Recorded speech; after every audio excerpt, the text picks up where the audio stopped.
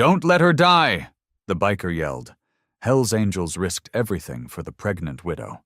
The rain started as a whisper against the office windows, but by the time Mara Ellis turned the key in the lock, it had grown into something angrier. She stood under the small awning for a moment, watching water pour off the roof in silver ropes, and pressed a hand against the small of her back, where the ache had settled hours ago, and never quite left. "Almost done," she whispered, not sure if she was talking to herself or to the baby. The office behind her was dark now, the lights off, the desks empty. Ellis Construction had once buzzed with the sound of phones ringing and boots stomping mud onto the welcome mat. Now half the desks sat empty, their owners gone to other jobs because paychecks had started arriving late. Mara blamed herself for that, even though she knew, somewhere deep down, that the blame belonged to someone else. She climbed into Daniel's old pickup, the leather seat cold and familiar beneath her, and set the folder of papers on the passenger seat like it was something breakable. Payroll summaries, insurance records, the ownership papers that would either save the company or hand it over to Grant Vail by the end of the day. Before you continue listening, please let me know where in the world are you watching from today. Now, back to the story Grant had been so reasonable when he said it.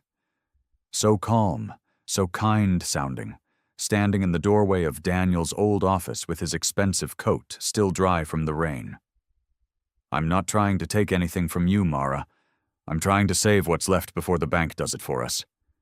She hadn't believed him, not really, but she also hadn't been able to prove otherwise, not yet.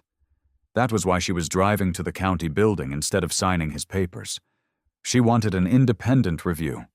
She wanted someone besides Grant to look at the numbers. The engine rumbled to life, and Mara guided the truck out onto the road, wipers slapping uselessly against the sheeting rain. She glanced down at the gentle curve of her belly, 8 months round now, and rested one hand there for just a moment. "Your daddy built this company with his own 2 hands," she said softly. "I'm not going to let anybody take it from you, from either of us." The baby shifted, a small ripple beneath her palm, as if in answer. She drove on, the road narrowing and rising as it climbed toward the pass. 5 months since Daniel's accident. 5 months of waking up reaching for a man who wasn't there. 5 months of learning how to be strong in ways she never imagined she'd have to be. She thought of Daniel's steady voice, the way he used to hum while he worked. The way he always said kindness didn't count unless you expected nothing in return. She missed him so much it felt like a physical thing, a stone lodged behind her ribs. Behind her, several miles back down the mountain, 8 motorcycles rumbled through the rain in a loose formation, chrome and leather slick with water. Cole Mercer rode at the front, 45 years old, broad-shouldered, his gray-streaked beard beaded with rain beneath his helmet. He and his brothers were returning from a charity ride, hundreds of dollars raised for the Veterans Hospice 2 towns over. It had been a good day, despite the weather turning ugly on the way home. Cole lifted a hand to signal the others to slow, as the road curved sharply ahead. The mountain pass always tricky in weather like this. Thunder cracked somewhere over the ridge, rolling long and low across the gray sky. Ahead of them, Mara reached the steepest section of the descent. The road dropped and curved hard to the left, guardrails glinting wet in the gloom. She saw the curve coming and eased her foot toward the brake pedal, the same easy motion she'd made 1,000 times. The pedal sank straight to the floor. For one confused second, Mara thought she had missed it, that her foot had slipped. She pressed again, harder this time, her heart lurching. Nothing. The truck was still climbing speed, gravity pulling it faster down the grade. "No, no, no!" She grabbed for her phone on the seat beside her, but it slid away, sliding beneath the passenger seat as the truck lurched around the curve. Her hands gripped the wheel, white-knuckled, as the pickup gathered momentum, tires hissing against the rain-slicked asphalt. Behind her, Cole's sharp eyes caught the weaving taillights ahead, the truck moving too fast, fishtailing slightly on the wet road. Something was wrong. He felt it in his gut before his mind even finished the thought. He raised a fist, signaling his brothers to spread out, and gunned his throttle, the engine roaring beneath him as thunder rolled again across the darkening mountain. Mara pumped the brake pedal 3 times, 4 times, praying each time would be different. It wasn't. She yanked the emergency brake handle up hard, and the rear of the truck shuddered, tires screaming against the wet asphalt as the back end slid sideways before straightening again. The truck did not slow. If anything, the sudden shift sent a fresh jolt of speed through the frame as it fought gravity on the steep grade. "Please," Mara whispered, her hands locked on the wheel. "Please, please!" Cole leaned his motorcycle forward and closed the gap between them, rain stinging his face beneath his helmet. He pulled up alongside her window, close enough that for one heartbeat their eyes met through the glass. He saw her face twisted in fear, saw the swell of her belly pressed against the steering wheel, and something in his chest turned to iron. "Keep both hands on the wheel," he shouted, his voice cutting through the wind and the engine's growl. "Steady, don't fight it, just steer." Mara nodded, too frightened to speak, her knuckles white as bone. Cole's eyes swept the road ahead, searching. The guardrail ran along the outside of the curve, a thin ribbon of metal between the truck and a drop that fell away into gray mist. But past the next bend, he remembered something. An old gravel road, used decades ago by logging trucks, forgotten by everyone except bikers who liked exploring old routes. If she could reach it, the loose stones might slow her down before the real danger came. He twisted around just enough to catch the eyes of his brothers riding behind him, and he raised his voice into a roar that tore through the storm. "Don't let her die!" The words hit the group like a current of electricity. 2 bikers gunned their engines and shot forward, weaving past the truck to race ahead and block the lane, waving frantically at a delivery van and a sedan crawling up the opposite side of the mountain. The drivers slammed their brakes, tires screeching, as the bikers forced them onto the shoulder. 2 more bikers swung wide and took position along the guardrail side of the truck, riding dangerously close to the drop, close enough that their boots nearly scraped the metal railing. They formed a rolling wall of leather and chrome, daring the truck to come near them so they could nudge it back toward the center of the road. Behind the truck, Doc Alvarez held his position, eyes fixed on the undercarriage, watching for smoke, sparks, anything that might mean the truck was about to become something worse than a runaway vehicle. Cole stayed beside Mara's window, matching her speed, his voice steady even as his heart hammered against his ribs. "There's a gravel road coming up on the left. See it? Past that bend. Ease the wheel that way when I tell you." Mara caught a glimpse of the turnoff through the rain, a break in the trees, a strip of pale gravel cutting away from the main road. She gritted her teeth and nodded again. "Now!" Cole shouted. "Turn now!" Mara wrenched the wheel to the left. The truck's tires screamed against the wet pavement one final time before catching gravel.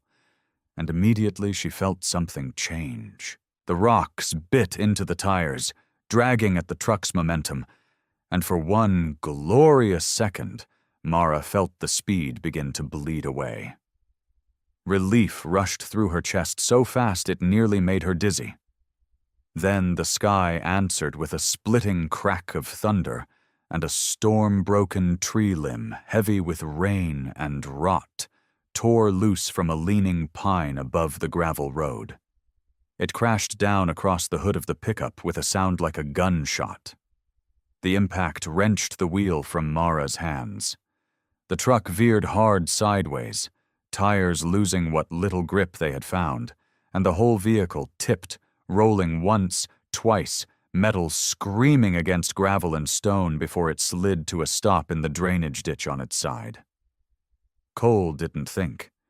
He threw his motorcycle down onto the gravel, barely feeling the impact against his own leg, and ran toward the wreck as fast as his boots would carry him.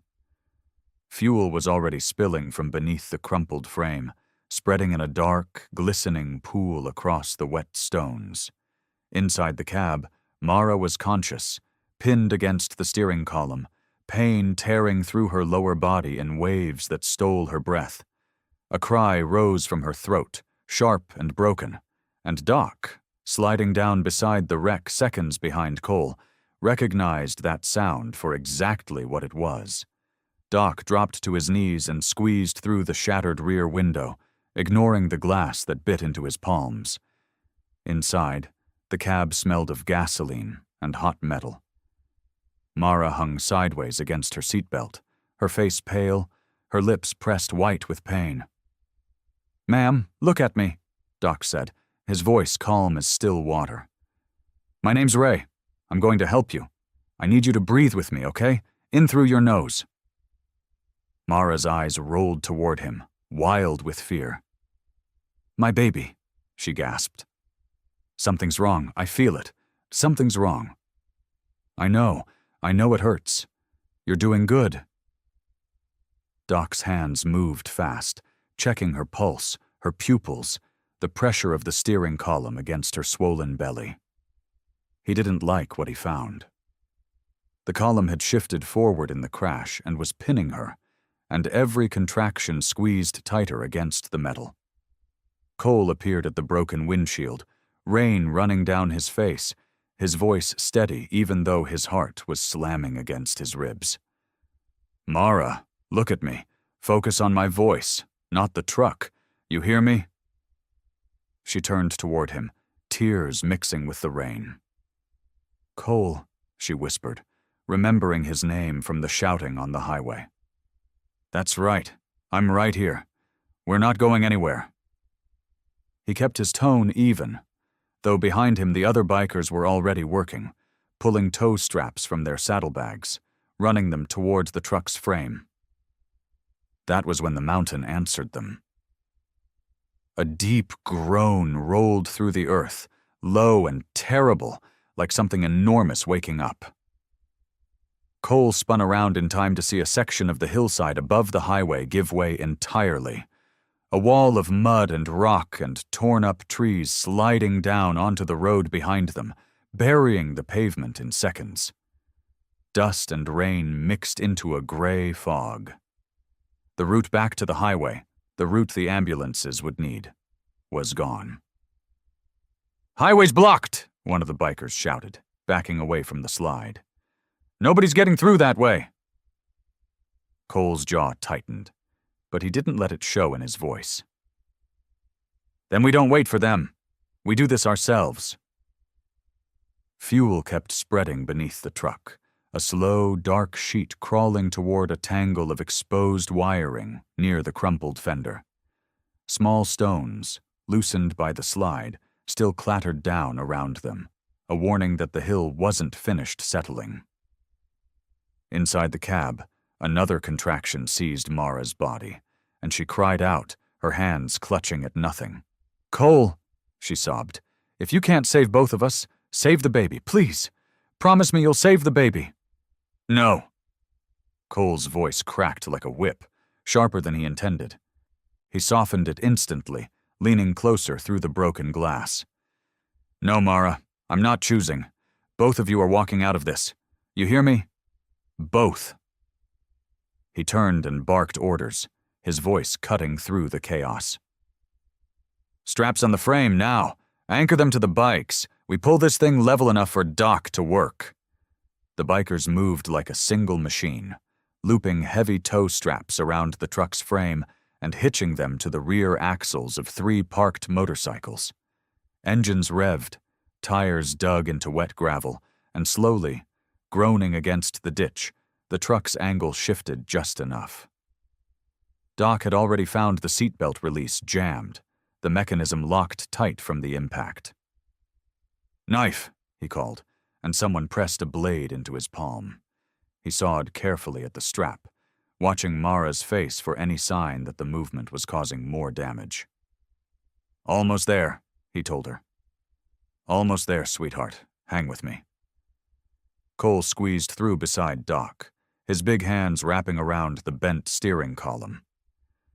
"On 3, he said to Doc. 1, 2, 3. They pushed together, muscles straining, metal groaning in protest, until the column bent away from Mara's body with a shriek of tortured steel. She gasped, suddenly able to breathe fully for the first time since the crash. "That's it," Cole said. "That's it, we've got you." Behind them, the fuel had crept within inches of the sparking wires. The fuel caught with a soft whoomp, and orange light bloomed beneath the truck just as the last strap pulled free. "Move! Move now!" Cole shouted, and the bikers hauled Mara clear of the cab, through the broken windshield, her body limp with pain and exhaustion.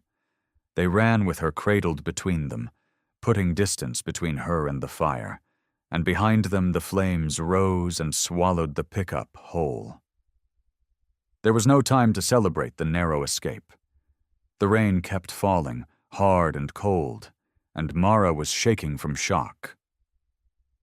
"We need a stretcher," Doc said, already stripping off his leather jacket. "Anything flat, anything strong." 2 bikers tore a metal road sign from its bent post. Another pulled off his jacket and threaded toe straps through the sleeves, weaving a rough sling between the sign and the leather. It wasn't pretty, but it held. They lifted Mara onto it gently, 4 men gripping the corners, and began the long walk through the mud toward the ranger station Cole remembered from an earlier ride. Doc walked close beside her, 2 fingers pressed to her wrist. "Pulse is fast," he said, mostly to himself. "Contractions are close, too close." "Cole," Mara whispered, her voice thin with pain. "Talk to me, please." Cole walked on her other side, his hand resting on the stretcher's edge. "Tell me about Daniel," he said. "Tell me about your husband." She gave a small, broken laugh. "He hated being the center of attention. Hated it. He'd fix a roof for free and then leave before anyone could thank him properly." "Sounds like a good man." He was. Her breath caught as another contraction rolled through her. "We picked out a name. If it's a boy, Daniel, after his father." "Daniel," Cole repeated softly. "That's a strong name." They reached the ranger station as the sky began to churn gray with the first weak hints of dawn. The door was swollen shut with years of damp, and 2 bikers threw their shoulders against it until the wood splintered and gave way. Inside, it was dry. A wood stove sat cold in the corner, an old first aid cabinet hung crooked on the wall, and a dusty emergency radio sat on a shelf, its cord frayed. "Fire now," Cole ordered, and 2 men dropped to their knees at the stove, feeding it kindling from a stack near the door. "Water needs boiling," Doc called. "And I need clean cloth, blankets, anything." Bikers scattered to the task, sealing a broken window with a torn jacket, searching cabinets for towels, working the radio's dial with rough, careful fingers, though only static answered. Doc knelt beside Mara as she was lowered onto a nest of blankets near the growing fire. He checked her blood pressure with an old cuff from the cabinet, and his face tightened. "It's high," he murmured to Cole. "Too high. She needs a hospital." "Can she wait?" Doc looked at Mara, at the way her body tensed and released in rhythm too fast to argue with. "No, this baby's coming now." "I've delivered babies before," Doc admitted quietly to Cole. "Overseas, in worse places than this, but never one this complicated. Never alone." "You're not alone," Cole said. Doc nodded once, steadying himself, and turned back to Mara. "All right, sweetheart, we're going to do this together." The labor that followed was long and brutal. Mara screamed into the firelight, gripping Cole's hand hard enough to bruise, while Doc worked with steady, practiced hands despite the tremor Cole could see in his jaw. When the baby finally came, he was small and still and silent. "No," Mara gasped. "No, no, please, why isn't he crying?" Doc worked fast, clearing the infant's tiny airway, rubbing his back, murmuring low words Cole couldn't make out. "Doc," Mara sobbed, "please, please don't stop." Cole knelt beside her, gripping her hand tight, his own eyes burning. "Stay with him, Doc. Stay with him." Seconds stretched like hours. Then, at last, a thin, furious cry broke through the station, rising over the crackle of the fire and the drumming rain outside. Several of the bikers, men who had ridden through gunfire and grief and years of hard living, wiped their eyes without shame. "He's here," Doc breathed, wrapping the baby in a strip of clean cloth. "He's here, and he's strong." Mara laughed and wept at once as Doc placed the baby against her chest. "Daniel," she whispered, looking down at her son, then up at Cole.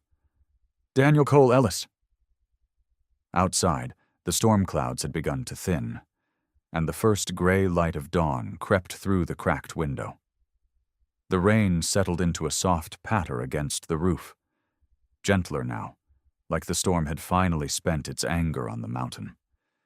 Inside the ranger station, the fire popped and hissed, throwing warm light across the room where Mara lay with her son against her chest.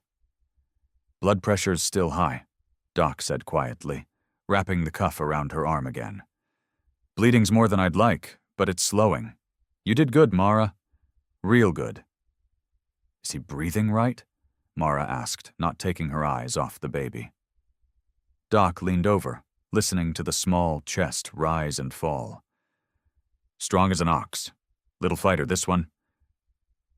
Cole stood near the door, watching the gray light creep wider through the cracked window. The highway was still buried under the landslide, and the radio only gave back static no matter how many times a biker turned its dial. Someone needed to call it in, tell rescue crews what they had, what they needed. He crouched beside Mara's bag, looking for her wallet. "Just need your ID," he said, "for when we finally raise somebody on that radio." Mara nodded, too tired to do more than that. Cole found the wallet in the side pocket, worn soft at the corners. He flipped it open and pulled the insurance card free. Behind it, tucked flat against the leather, was a photograph. He almost didn't look twice. But something about the faces stopped him. It was Daniel, younger, laughing, standing shoulder to shoulder with three men Cole recognized instantly, his own club brothers, younger too, their hair darker, their faces less lined. Behind them hung a banner for a hospital fundraiser. Cole turned the photo over. Faded pencil, but the words were still there. "For Lily, no name, no debt. Just let her grow up." His chest went tight. He knew that date. He had lived that date, standing in a hospital hallway with his hands shaking, staring at a bill he could not pay, praying to a God he wasn't sure he believed in anymore. "Mara." His voice came out rougher than he meant. "Where did you get this picture?" She turned her head, drowsy. "It was in my wallet. Daniel put a bunch of old photos in there years ago. Why?" "Do you know who Lily is?" Mara frowned, searching her memory. "No, I don't think so. Daniel never said that name to me." "Why, Cole? What is it?" Cole sat down slowly on the edge of the blanket pile, the photograph trembling slightly in his fingers. "Lily's my daughter. When she was 11, her heart gave out. She needed surgery, experimental, expensive, more than I could scrape together no matter how many shifts I worked or bikes I sold. We were short, bad short. Then somebody paid the rest. Never left a name. Hospital said it was anonymous." Mara's eyes widened, understanding dawning slow and heavy. "Daniel never told me things like that. He'd give away money and never say a word. Said kindness stopped being kindness the second somebody had to feel grateful for it. Said gratitude turns a gift into a debt, and debts feel like chains. Cole stared at the picture, like it might change into something else if he looked hard enough. Lily's 19 now, he said. She's studying to be a nurse, because of that second chance. Because somebody in that room decided a stranger's kid mattered enough to sign a check and never take credit for it. Mara's breath broke into a sob before she could stop it. Her arms tightened gently around the baby. I kept thinking he died before he finished anything. That our son would grow up and there'd be nothing to point to, nothing solid, just stories that would fade. I was so scared he hadn't done enough. He'd already done enough, Cole said. Years ago. His kindness has been living inside my family this whole time, and I never even knew whose face to thank. Mara wiped her cheeks with the back of her trembling hand, and Cole moved to slide the photograph back where he'd found it. As he did, his fingers brushed something else, a folded edge of paper tucked flat behind the card, sealed shut. Mara, he said slowly, there's something else back here. She went still, her eyes dropping to his hands. Slowly, something seemed to surface in her memory, distant and half buried under grief and exhaustion. Wait, she whispered. Daniel gave me that, weeks before he died. He told me not to open it unless I felt like I was in trouble. Her hands were shaking too hard to take it from him. Open it, she said. Please, Cole. My hands won't stop shaking. Cole broke the seal carefully, the old paper crackling like it might fall apart in his hands. He unfolded it under the lantern light, and Mara watched his face, searching for some sign of what it held. He cleared his throat and began to read out loud, his rough voice softening around Daniel's words. Mara, if you're reading this, something has gone wrong, and I'm sorry I couldn't tell you sooner. I didn't want to scare you before I had proof. But I need you to promise me something. Do not sign the company over to Grant, not for any reason, not even if he tells you it's the only way to save it. Cole paused, glancing at her. Mara's face had gone pale, her hand pressed flat against the baby's back like she needed something solid to hold on to. He kept reading. Money has been disappearing. Small amounts at first, then bigger ones. I found invoices for subcontractors who never worked a single job for us. Names that don't exist anywhere except on paper. Someone with access to the books has been changing records after jobs are finished, making it look like we spent more than we did. I don't have enough yet to prove who's behind it. But I think it's Grant. I can't say it out loud yet because if I'm wrong, I'll destroy a friendship. And if I'm right, I don't know what he's capable of. The fire popped, and for a moment neither of them said anything. If you're reading this, it means I couldn't fix it in time. Trust people who prove their goodness through what they do, not what they promise you. Grant has always been good with promises. Watch what he does instead. I love you. I love our baby, whichever name we pick. Take care of what I built. Don't let it slip away because someone convinced you that you're too tired to fight for it. Cole lowered the letter slowly. Mara was crying again, quiet tears rolling down into the blanket. He knew, she whispered. He knew something was wrong and he never told me. He was trying to protect me. He was trying to get proof first, Cole said gently. Sounds like he didn't want to accuse a man without being sure. Mara wiped her face with her sleeve. Grant's been at my door every week since the funeral, telling me the company's drowning in debt, telling me he's the only one who can save it if I just sign it over to him. I almost did it last month. I was so tired, Cole. So tired of fighting people who smile at me while they explain why I can't manage on my own. What happened to the records? The invoices, the numbers, anything Daniel might have looked at? Mara's face crumpled. They were in the truck. I had them with me today, all of it. Everything I was bringing to an auditor in the city, so somebody outside the company could look at the real books. It's gone. It all burned. Cole's jaw tightened, but he kept his voice calm. "Then we start over. Find another way." Before Mara could answer, a shout came from across the room. One of the bikers near the radio straightened up fast, static crackling then clearing into a real voice. "We got contact," he called out. "Crew's clearing the slide from the lower highway. Says give them a couple hours and they'll have a path up to us." A ripple of relief passed through the room.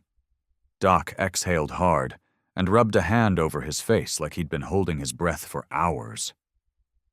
Cole knelt back down beside Mara, folding the letter and sliding it into his jacket pocket for safekeeping. "Daniel's warning won't be ignored," he told her.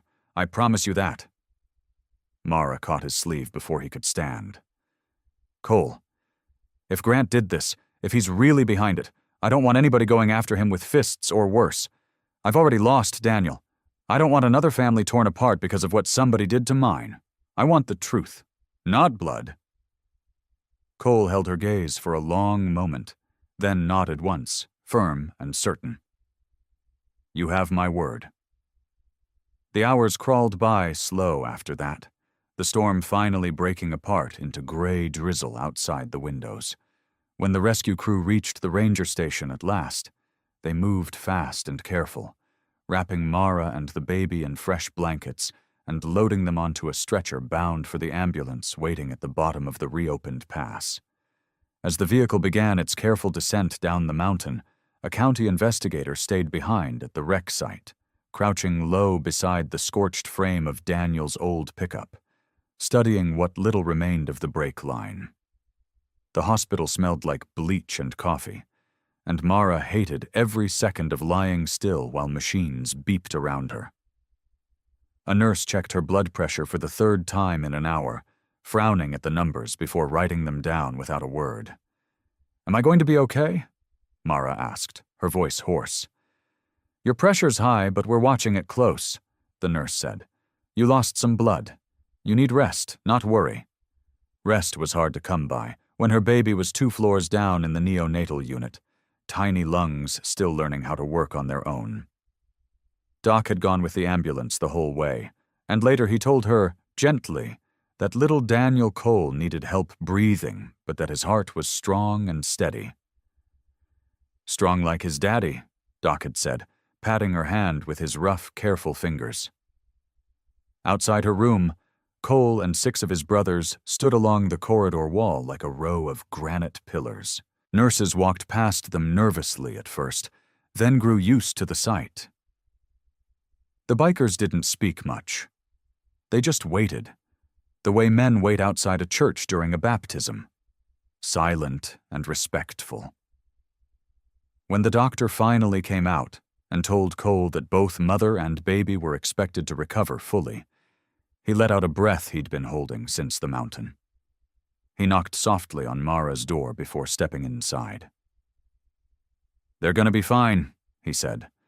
"Both of them." Mara nodded, tears slipping down her cheeks, relief and exhaustion tangled together. A knock interrupted them. A tall man in a windbreaker introduced himself as Investigator Hale, holding a thin folder. He asked Cole to step out, but Mara shook her head. "He stays," she said. "Whatever it is, he stays." Hale nodded and opened the folder, revealing photographs of the truck's undercarriage. The brake line zoomed in close. "Mrs. Ellis, this wasn't wear and tear," he said quietly. "This is a clean cut. Sharp tool, no fraying, no rust.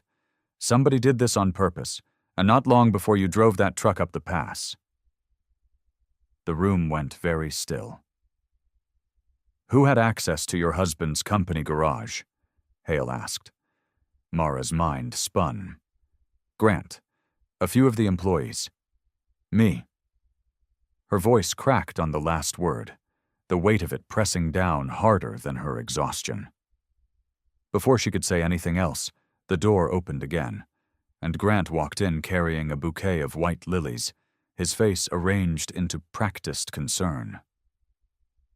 "Mara," he said softly, "thank God you're alive. I came as soon as I heard." Hale stepped back, watching quietly. Grant barely glanced at him.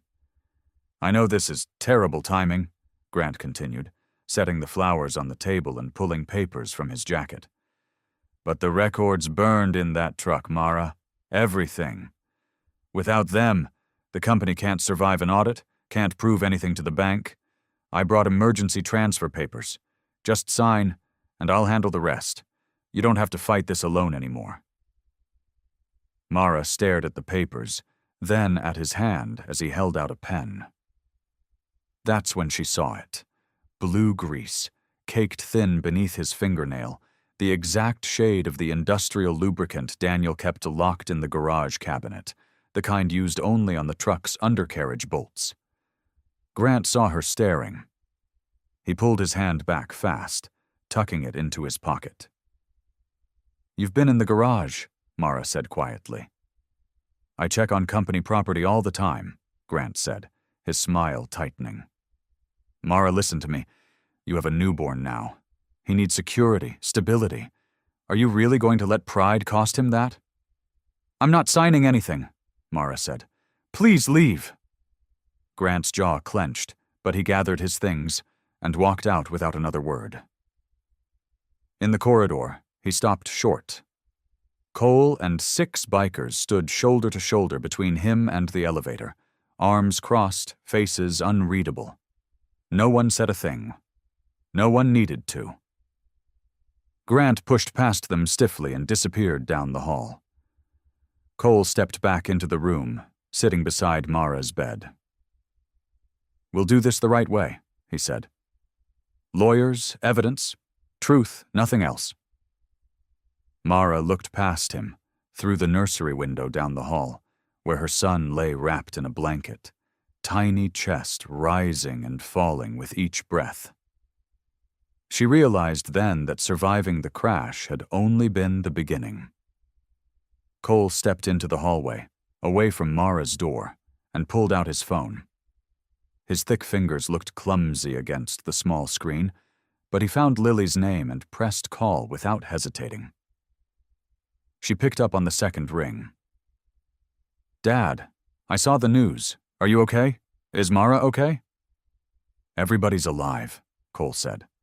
His voice was rough, like it always got when something mattered too much to say easy. "Lily, I need to tell you something, and I need you to sit down first if you're not already." "You're scaring me." "The woman I saved today. Her name is Mara Ellis. Her husband was Daniel Ellis." He paused. "Lily, he's the one. He's the one who paid for your surgery." Silence stretched over the line so long that Cole thought the call had dropped. "Lily? I'm here." Her voice had gone thin. "Dad, are you sure?" "I found a picture in her wallet, written on the back in his handwriting. It's him, baby. It's been him this whole time."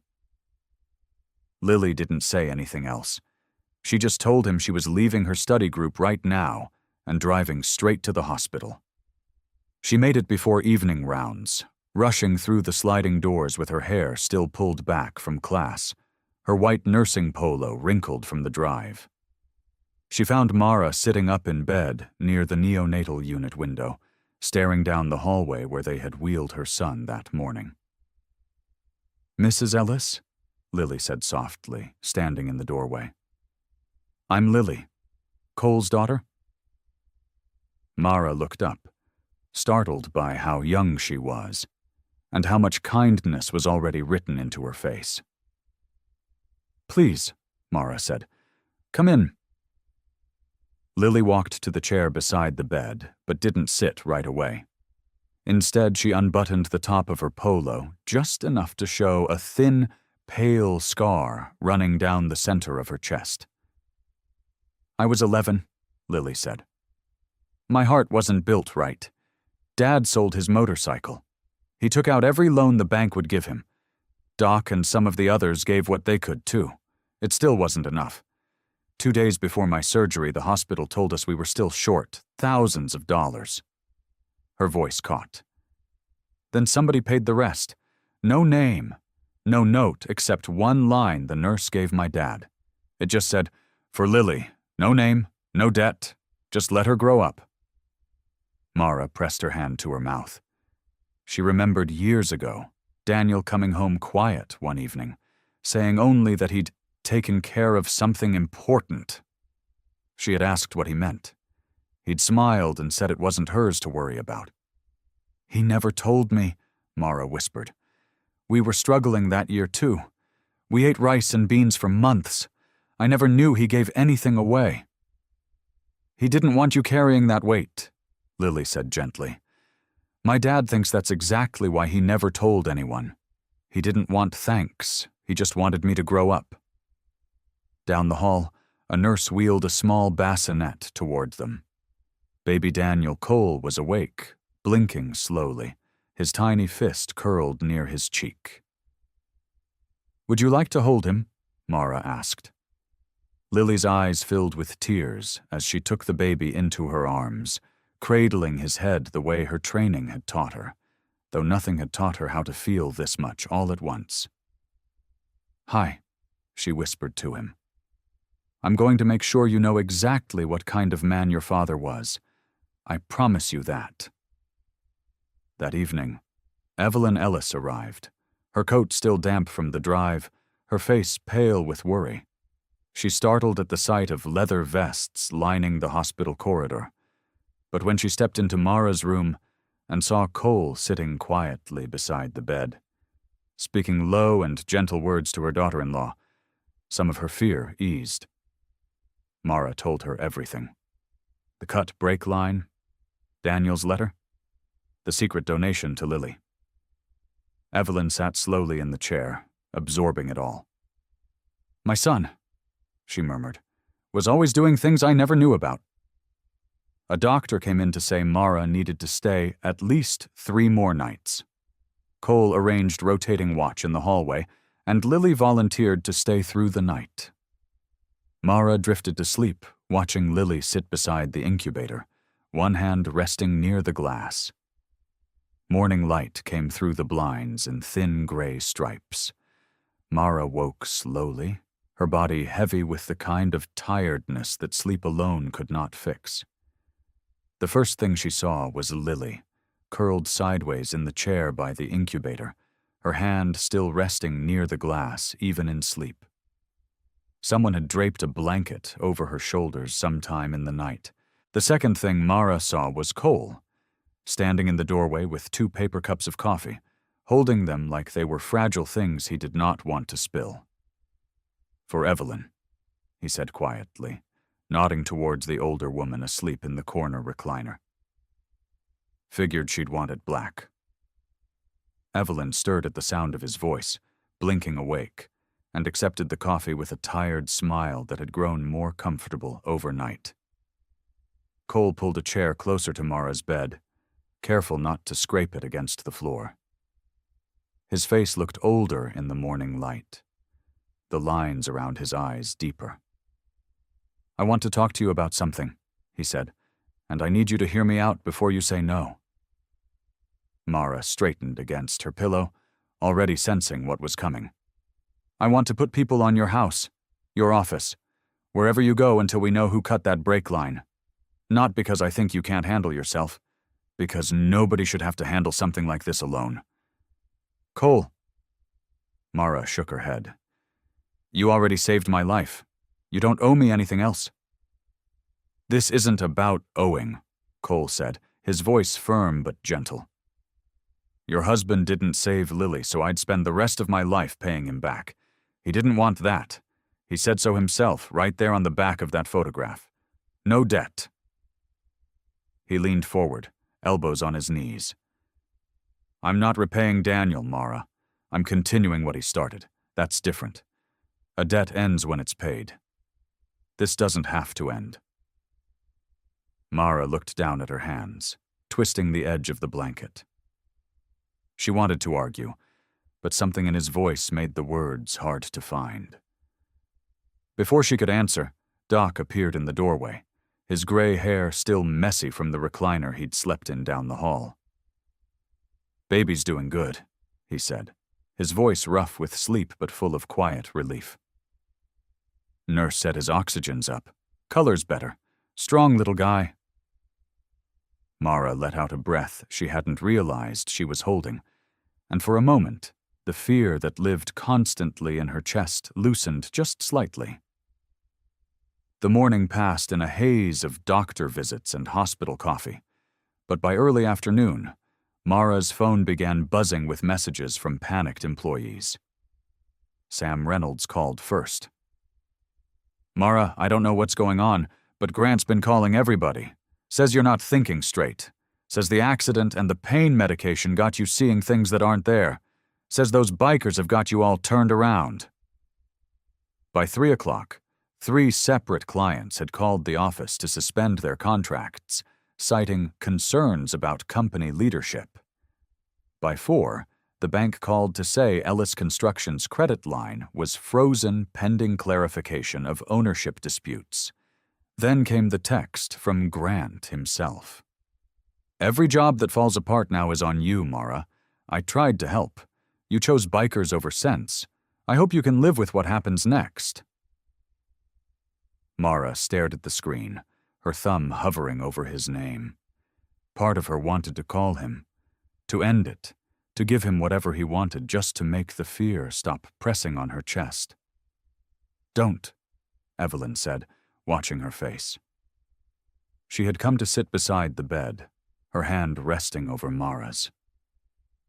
"Daniel wrote you that letter for a reason. He said not to give in when you felt trapped. This is exactly what he meant." Mara closed her eyes, Daniel's handwriting rising in her memory. "Trust people who prove their goodness through what they do, not through what they promise." Cole, standing near the window, made a call of his own. "I know a lawyer," he said after hanging up. "Handles small business fraud. He's agreed to do a lawful review of the company records, all through proper channels. No shortcuts. Nothing Grant can twist." Night fell outside the hospital window, rain beginning to streak down the glass in long silver lines. Mara watched the water trace its path downward, thinking of the office, the broken mug, the empty chairs where her employees used to sit. "As soon as they release me," she said quietly, "I'm going back to Daniel's office." The next morning brought the best news Mara had heard in days.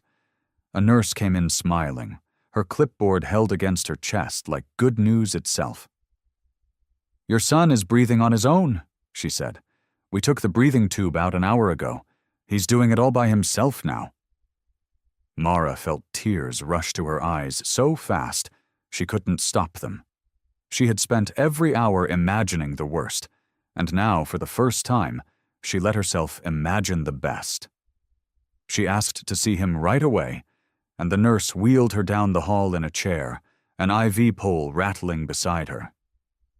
Through the incubator glass, baby Daniel Cole looked smaller than anything Mara had ever seen, yet his chest rose and fell steady and sure, no wires forcing the rhythm.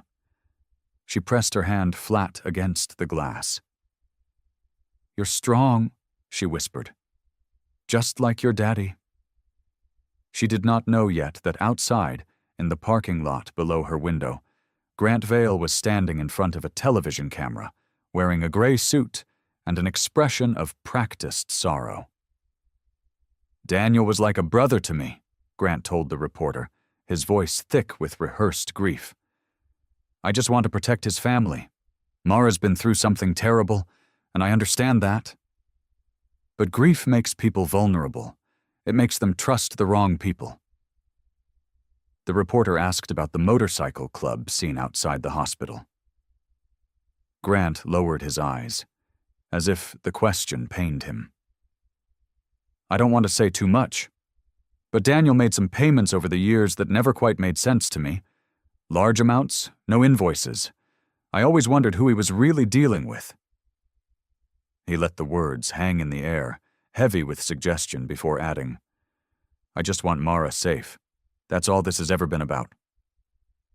By noon, photographs of Cole and his brothers standing outside the hospital had spread across social media, shared under captions calling them dangerous, calling them a gang preying on a grieving widow. No one asked about the cut brake line. No one asked why a company laptop had gone missing. Grant had turned the story inside out, and the world was believing his version. Back at the clubhouse, 3 of the younger bikers paced near the garage, phones in their hands, faces tight with anger. "We should go down there," one of them said. "Let him say that to our faces." Cole stepped between them, his voice low and hard as iron. "No." "Cole, he's lying about us on television." "I know what he's doing," Cole said. "He wants exactly this. One of us loses our temper, throws a punch, says something stupid on camera, and every word he's said about us becomes true. That's all he needs. One picture of an angry biker and Mara loses everything. Her company. Maybe even her boy." The younger man's jaw tightened, but he said nothing. "We don't fight him with anger," Cole said. "We fight him with the truth. That's slower, it's harder, but it's the only thing he can't twist." That afternoon, Mara's phone rang while she sat beside the incubator, watching her son sleep. It was Sam. "Mara, you need to know," he said, his voice tense. "Grant's at the office right now. He's got 2 guys loading boxes into a truck. Computers, backup drives, filing cabinets. He says he's protecting company property, but Mara, it looks like he's taking everything." Mara's grip on the phone tightened. "Don't let them leave with it." "I can't stop him," Sam said. "He's got legal paperwork. Says he's got authority as a partner." Mara called the lawyer next, her heart pounding as she explained what was happening. "He's technically right," the lawyer said carefully. "As minority partner, Grant can claim temporary authority over company assets unless you formally object in person. A phone call won't stop him. You need to be there, in writing, on record." Mara looked toward the incubator, at her son sleeping peacefully behind the glass, then toward Evelyn, who had already moved closer to take her hand. "The doctors say you can go home tomorrow morning if your blood pressure stays steady," Evelyn reminded her gently. "But the baby needs one more night." "Then I'll go tomorrow," Mara said. "You'll stay with him." Evelyn nodded without hesitation. "I'm not leaving him for a second." "I'll go with you," Cole said, appearing in the doorway with Lily behind him. "So will Lily. And I'll bring the investigator. We do this the right way, on record with proof." Mara nodded, already reaching for the papers the lawyer had sent over, her hand trembling only slightly as she signed her name at the bottom of the objection form. Dawn light came thin and gray through the hospital window when the doctor finally checked Mara's blood pressure one last time and nodded. "You're clear to go home," he said. "Just rest when you can. Easier said than done, I know, with a newborn." Mara barely heard him. Her eyes were on the incubator, where her son lay with his tiny fist curled beside his cheek. She reached in and lifted him carefully, feeling the same wonder she'd felt every time she held him since his fight for breath had ended. She brought him to her chest and fed him slowly, watching his eyes drift closed with each swallow, memorizing the weight of him against her arm. "I have to go," she whispered to him. "Just for a little while. Grandma Evelyn and Lily are going to take good care of you." Evelyn stood nearby, already reaching for the blanket to tuck around the baby once Mara laid him back down. "We won't let him out of our sight," she promised. "Go do what you need to do." Mara kissed her son's forehead, forcing herself to turn away before her courage failed. Cole was waiting by his truck when she came out, his leather vest replaced for the day by a plain jacket, an attempt at looking less like trouble in front of a camera. 2 of his brothers idled their motorcycles a block down the street, close enough to help, far enough not to draw attention. The drive to the office was quiet. Mara stared out the window at the gray morning, her stomach tight with dread. When they arrived, the door to Ellis Construction stood propped open. Inside, the office looked like it had been hollowed out. The desks sat bare where computers once hummed. Filing cabinets stood empty, their drawers hanging open like mouths caught mid-sentence. On the floor near Daniel's old desk, his coffee mug lay in pieces, the words, "World's okayest boss," still visible on one broken shard. Mara knelt and picked it up without thinking, holding the jagged piece in her palm. Grant stepped out from the back office, his smile already arranged. "Mara, I wasn't expecting you so soon." "You took everything," she said. "I protected everything," he corrected gently. "Computers, files, drives, all of it moved somewhere secure. You've been in the hospital, Mara. Someone had to make decisions." Cole stood silent near the door, arms crossed, watching. Mara held up the papers her lawyer had prepared. "This revokes any authority you have to remove additional company property, effective immediately." Grant took the papers, scanned them, and set them on the desk with a small, patient sigh, as if humoring a child. "You can sign whatever you want. It doesn't change the numbers." He slid a folder toward her.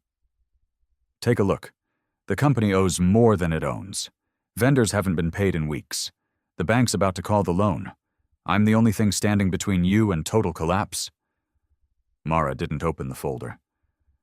"I'm not signing anything today." Grant's jaw tightened, just slightly, before the smile returned. "You're making a mistake." "Maybe," Mara said, "but it's mine to make." He gathered his coat, gave Cole one long, unreadable look, and walked out without another word.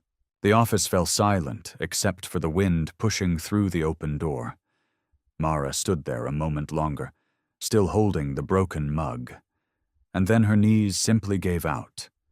She sank to the floor beside Daniel's desk, and the tears she'd been holding back for months came all at once, ugly and full and unstoppable. Cole crossed the room and knelt beside her, not saying anything at first, just letting her cry. "I can't do this," she said between sobs. "I can't run a company. I can't protect his name. I can't even keep his mug in one piece." "Crying doesn't mean you can't lead," Cole said quietly. "It means you've been carrying more than any one person should carry alone." Behind them, footsteps sounded in the doorway. Sam had arrived, along with two more employees, brooms and boxes in hand. The two bikers who'd followed at a distance came in behind them, already rolling up their sleeves. They began cleaning together, sweeping up broken glass, righting overturned chairs, wiping years of dust from empty shelves. Morning light came softer than the day before, spilling gold across the office floor where dust still hung in the air from yesterday's cleaning. Evelyn had claimed the conference room down the hall, turning it into a makeshift nursery with a borrowed bassinet, stacks of diapers, and a rocking chair someone had donated. Through the wall, Mara could hear her humming to the baby, low and steady, the same tune she remembered Daniel's mother singing at their wedding. "Go," Evelyn had told her that morning, waving her off with the same firmness she'd used since Daniel was small. "He's fed, he's sleeping, and I have 2 good arms. You have work." So Mara worked. The lawyer, a thin woman named Patricia with sharp eyes and a sharper pen, sat at Daniel's old desk with a legal pad, checking off items as Sam called them out from the storage closet. 2 laptops gone, external drive gone, the Franklin Street contract file gone.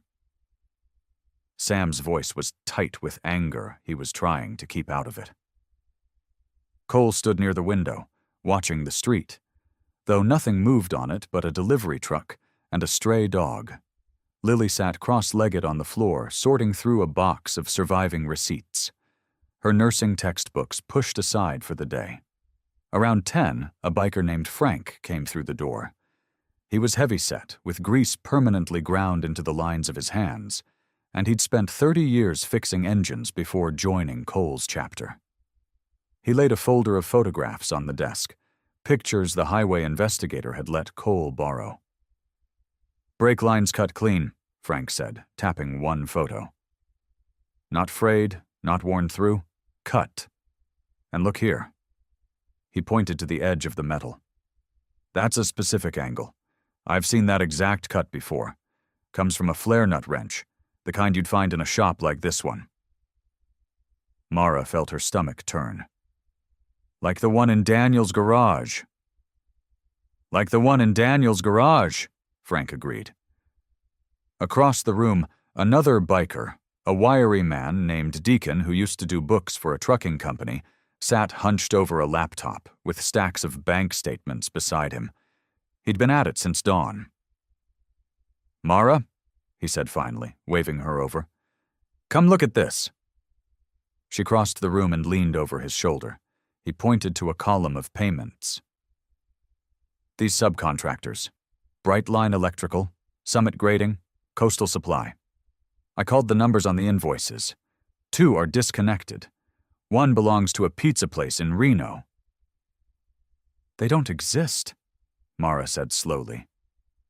"Not as far as I can tell. But money's been going out to them for months. Thousands of dollars a pop." Mara pressed her palm against her forehead. It was exactly what Daniel's note had warned her about.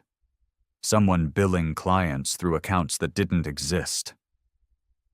"We need proof it's Grant," Cole said. "Not just proof that it's happening." Mara straightened. "Daniel used to duplicate everything. After the flood ruined half our archives years back, he never trusted just one copy of anything again. If he found this, he would have kept records somewhere Grant couldn't reach." They spent the rest of the afternoon searching. The garage, the file cabinets, even the crawl space above the office ceiling. Nothing. Sam remembered Daniel mentioning a safety deposit box, but a call to the bank turned up empty. Lily suggested his truck, but the truck was gone, burned on the mountain. By early evening, everyone was tired, dust-streaked, and quiet with disappointment. Mara sat on the floor of Daniel's small workshop behind the office, running her hand along the surface of his old drafting table, the one he'd built himself the first year they were married. Cole knelt beside it, knocking his knuckles along the legs out of habit more than hope. The first 3 sounded solid. The 4th gave back a hollow, empty echo. "Mara." His voice had changed. She scrambled over as he worked his fingers along a seam in the wood, nearly invisible unless you knew to look for it. A small panel slid free, revealing a narrow compartment carved into the leg. Inside was a flash drive taped to a folded square of paper, and beneath it a small leather notebook, its cover soft with age. Mara's hands trembled as she pulled them out. The flash drive, once plugged into Deacon's laptop, opened into folders of invoices, ledgers, and email printouts, showing false subcontractor accounts traced directly back to Grant's private banking information. It was more than they'd hoped for. It proved theft, clearly and completely. But nothing about a cut brake line. The notebook was harder to read, Daniel's handwriting cramped and rushed in places, as though he'd written some entries in a hurry. Several pages referenced meetings, times, locations. Each one mentioned only a single letter. R confirmed the numbers again. Meeting R Thursday garage, after hours. R scared, wants out. "Who's R?" Lily asked, peering over Mara's shoulder. "Someone helping Grant, maybe," Mara said. Cole shook his head slowly, studying the entries. "Or someone helping Daniel." The morning came gray and quiet, the kind of light that made the office feel smaller. Mara sat in the rocking chair Evelyn had set up in the conference room, baby Daniel Cole nursing against her chest, while she balanced a stack of old employee files on her knee with one hand. Her eyes felt sandy from too little sleep, but her mind was already moving. She flipped through the pages slowly. Names, dates, positions. Most meant nothing to her. Daniel had hired dozens of people over the years, some for a single job, some for seasons at a time. But when she reached a folder near the bottom marked simply office staff, one name caught her eye. Rosa Medina, bookkeeper. Terminated. The date beside the word made Mara's breath catch. 2 weeks before Daniel died. She stared at it until the baby stirred against her, reminding her where she was. She whispered. Rosa. She carried the file to the front office, where Cole was already awake, drinking black coffee from a chipped mug that had once belonged to Daniel. She set the paper in front of him without a word. Cole read it twice. Grant fired her right before Daniel started digging into the accounts. She would have had access to everything, Mara said. The transfers, the fake subcontractors, all of it. By mid-morning, Cole's lawyer, the sharp-eyed woman named Patricia, had tracked down an address in a neighboring town, a small rental house 3 streets off the highway. But her voice was careful when she called. I tried her twice already, Patricia said. She hung up both times. Whatever she knows, she's scared of it. Mara pressed her lips together. Then we don't call again. We go. Cole wanted to bring the whole club, a wall of leather and steel, to make sure nothing went wrong. Mara shook her head before he could even suggest it. If 8 bikers show up on her porch, she'll think Grant sent us to threaten her, Mara said. I need her to see a mother, not an army. In the end, Cole drove.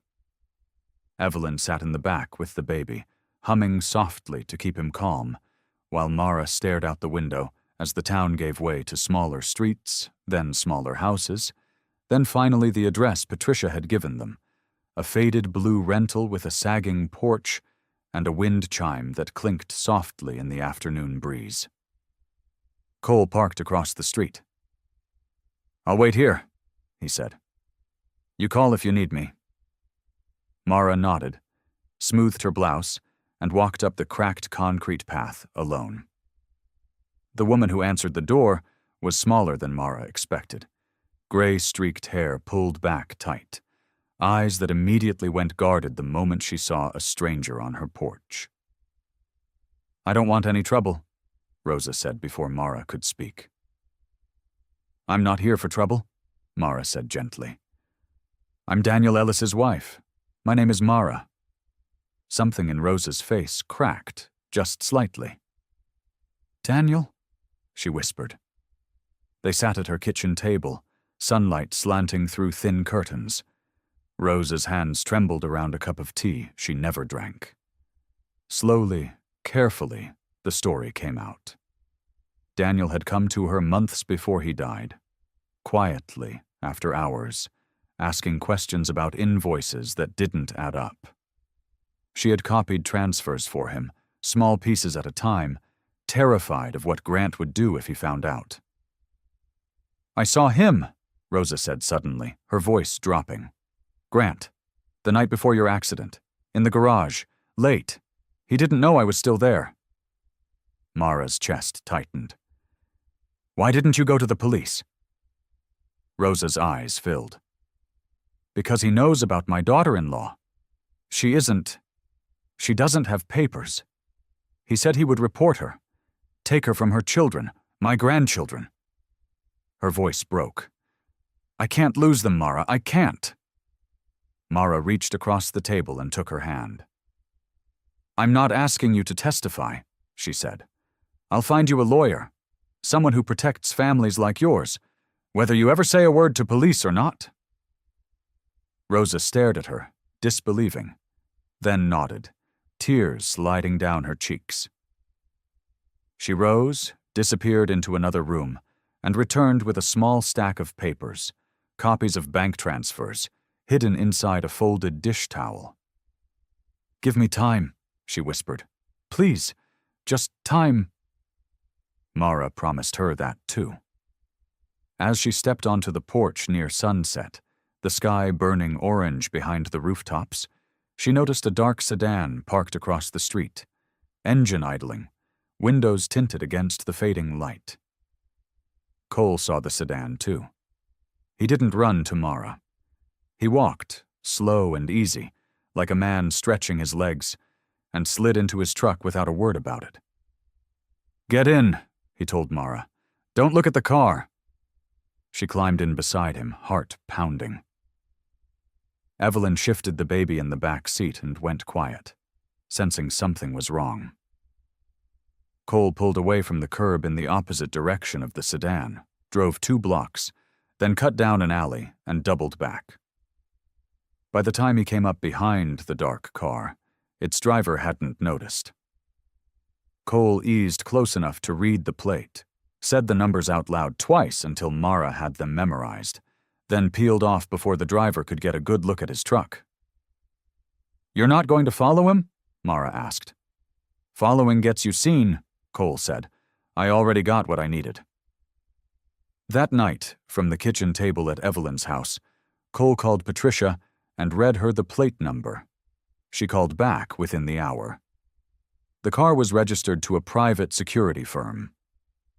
Payment records showed the firm had been paid twice in the last month by a shell company investigators already suspected belonged to Grant. "He's watching her," Cole said, more to himself than to Mara. "That ends now." Patricia promised to bring the information to the detective handling the fraud case first thing in the morning. The next day, Mara gathered what remained of Daniel's crew in the half-empty office. 6 men stood in a loose circle, caps in their hands, faces tired and unsure. She didn't try to sound braver than she felt. "I won't lie to you," she said. "Grant may still win this. The company might not survive. I can't promise your paychecks, and I can't promise there won't be more trouble before this is over." Nobody moved for a long moment. Then Sam Reynolds cleared his throat. "Daniel gave me my start when nobody else would," he said. "We got the community center job half finished. Get it done, get paid, that's cash the company needs. I say we finish it." A few other men nodded. It wasn't a cheer, just quiet agreement, the kind Daniel himself would have trusted more than applause. Cole offered the club's labor, but he laid down the terms himself before anyone could argue. "No vests," he said. "No patches. We follow whatever rules your foreman sets, and we stay out of the way when clients come around nervous." The bikers agreed, without complaint. Over the next 2 days, the community center site came alive. Bikers hauled lumber in plain T-shirts, framed walls under Sam's direction, and kept their voices down when a young mother walked her kids past the fence. Doc set up a folding table in the shade during lunch breaks and ran the crew through basic first aid, wrapping fake wounds on rough hands that had never held a bandage before. At Evelyn's house, Lily called 2 nursing school friends, and by the second afternoon, there were always hands ready to walk the baby, warm a bottle, or spell Evelyn so she could nap. The house, usually quiet with grief, filled with soft laughter and the smell of casseroles brought by neighbors who remembered small kindnesses Daniel had done for them years ago. One evening, an old woman stopped by with a pie and stayed long enough to tell Mara that Daniel had fixed her fence for free after a storm, refusing every offer of payment. Another client called just to say Daniel once drove 2 hours to deliver materials during a blizzard, so a family wouldn't lose their roof before Christmas. Cole listened to the stories pile up around the kitchen table that second night, and something settled into place in his mind. "We should do a ride," he said. "A memorial. Get the whole club, maybe other clubs too. Raise enough to cover what's owed." Mara considered it, turning the baby gently against her shoulder. "Only if it's about Daniel," she said. "Not the club. Not you. People need to remember who he was, not just who's helping now." Cole nodded without hesitation. Daniel Ellis Legacy Day, he said. By the time the sun went down that second evening, Lily was already at Evelyn's kitchen table with a laptop, designing a simple flyer, Daniel's old work photo in the corner. The words, Daniel Ellis Legacy Day, printed bold across the top. The printer in the office hummed late into the night, stacking sheet after sheet for the whole town to see. The morning came bright and clear, like the storm 3 weeks earlier had used up all its anger and left nothing behind but blue sky. Mara stood at the edge of the county fairground, baby Daniel Cole against her chest, and watched the parking lot fill faster than she thought possible. Trucks came first, then cars with faded church stickers on the back windows. Then, rolling in low and steady, more motorcycles than Mara had ever seen in one place. The sound rattled the fairground fences, but nobody flinched. People stood along the road and waved like they were watching a parade. Daniel would have hated all this attention, Evelyn said, standing beside her with a tray of cookies balanced on one arm. He would have hated it, Mara agreed, but he would have loved this many people showing up for something. Cole walked over in a plain gray shirt. No vest, no patches, just like he'd promised. Doc was already at a folding table near the entrance, setting up a donation jar next to a poster board with Daniel's photo blown up large. By 10 o'clock, the fairground was full. Folding chairs ran out.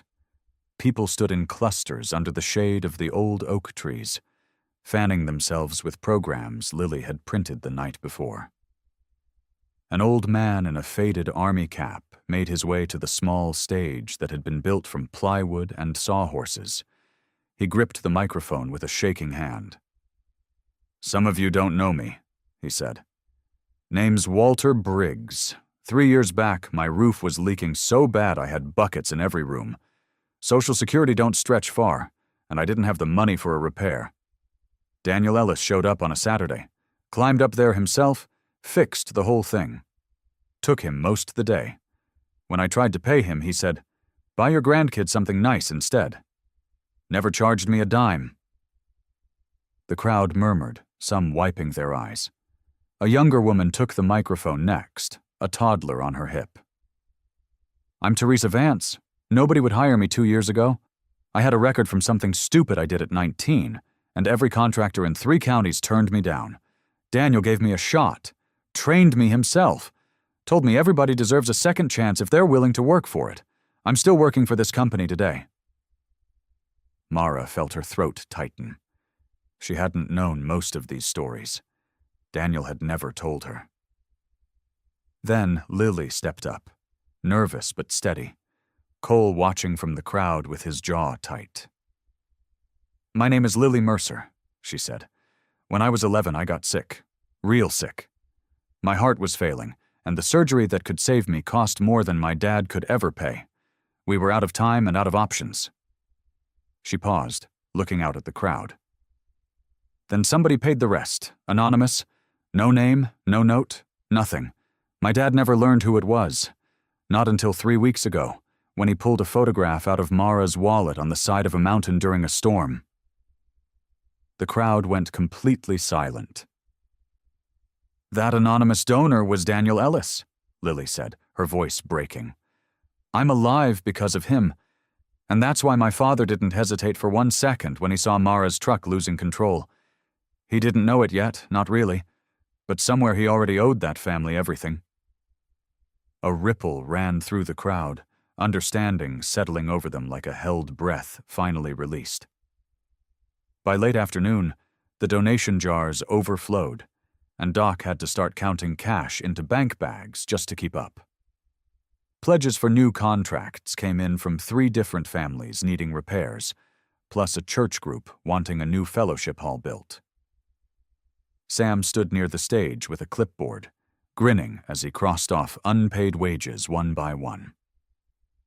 When the counting finished, Mara stepped up to the microphone herself, baby Daniel Cole, now asleep in Evelyn's arms.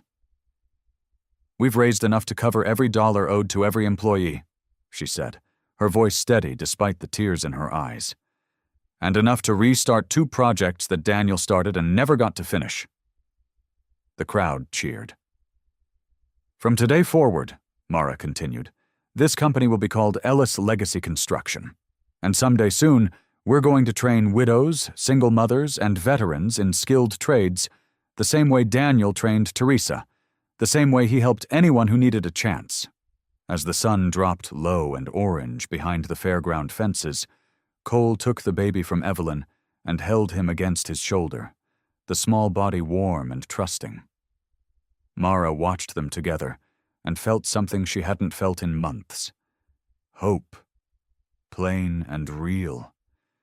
Rosa appeared quietly at her elbow, her eyes red but her voice firm. "I'm ready," she whispered. "Tomorrow morning I'll give the investigators everything." Mara squeezed her hand. As darkness settled, volunteers passed out small paper lanterns, each one lit with a tiny candle inside. One by one, the crowd released them into the darkening sky, watching them drift upward like scattered stars, each flickering light a small piece of Daniel carried into the night. The morning felt different before Cole even reached the clubhouse.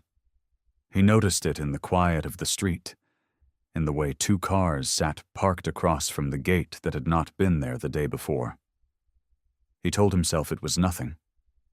He had spent too many years reading danger into small things. He parked his bike and walked toward the door, ready to meet Mara and drive Rosa to the investigator's office himself. Instead, red and blue lights filled the lot. Police cars blocked the entrance. Officers stood with hands on their belts, watching him with the careful stillness of men who had been told to expect trouble. "Cole Mercer," one of them called out. "We have a warrant to search these premises." Cole raised his hands slowly, more confused than afraid. "Search for what?" Nobody answered him directly. He watched as officers moved through the clubhouse, opening doors, checking closets, until one of them stepped out of the old storage room carrying a laptop sealed inside a plastic evidence bag. Cole's stomach dropped. He recognized the scratched silver case immediately. It was Daniel's. "That's not ours," Cole said. "That laptop went missing from the company office weeks ago." "That's not what the files on it say," the officer replied, his voice flat. By that afternoon, the story had already spread. Reporters gathered outside the county courthouse where Grant stood in a crisp blue suit, his face arranged into practiced sorrow. "I didn't want to believe it," Grant told the cameras, shaking his head slowly. "But the evidence speaks for itself. Daniel Ellis paid these men for years. What everyone thought was a generous gift to save a young girl's life was actually payment demanded under threat. Extortion, plain and simple. And now it appears the same club has been stealing directly from the company since his death." Mara watched the broadcast from Daniel's office, her hands trembling around a cup of coffee gone cold. She wanted to scream that it was a lie, that Daniel had never once been afraid of Cole, that the photograph in her wallet proved a kindness given freely. But proof felt like sand slipping through her fingers. Rosa was supposed to arrive at the investigator's office at 10 that morning. She never came. By noon, Mara learned why. A neighbor said a black car had idled outside Rosa's shelter the night before. By morning, Rosa, her son, and her grandchildren were gone, their rooms stripped bare, no note left behind. "She's scared," Lily said quietly, standing beside Mara. "She thinks nowhere is safe anymore." That evening, 2 police officers came to Cole's house and placed him under arrest. Possession of stolen property. Suspected financial coercion. Cole said nothing as they read him his rights, his eyes finding Lily's across the yard, silently telling her to stay calm. At almost the same hour, a car from Child Welfare Services pulled into Mara's driveway. 2 women stepped out, their faces polite but firm, carrying clipboards and quiet concern. "We received a report," one of them explained gently, "that your child may be at risk due to exposure to an organized criminal group." They did not take the baby. They only looked around the house, asked careful questions, and warned Mara that continued association with the motorcycle club could affect future decisions regarding her son's welfare. That night, Cole called from a payphone at the station, his voice low and steady despite everything crashing down around him. "Tell the others," he said. "Everyone pulls back. No visits, no help with the business, nothing that puts her or that baby in more danger. Not until this is over." By evening, the motorcycles gathered one last time outside Mara's home, engines idling low in the fading light. One by one, they turned and rode away, taillights disappearing down the road like a slow retreat no one wanted to make. The bank called before dark, its careful voice apologizing before announcing that the emergency credit line was frozen, effective immediately. 2 more clients canceled their contracts within the hour, and just as the sun dropped below the hills, a courier arrived at the office with a thick envelope stamped in red letters. Foreclosure notice. Mara sat alone in Daniel's darkened office, the porch light outside flickering weakly against the growing dark. Baby Daniel Cole slept against her chest, his small chest rising and falling in peaceful rhythm, unaware that the world outside had turned against them once again. Mara woke to the sound of a couch cushion sliding beneath her, and for a moment she did not know where she was.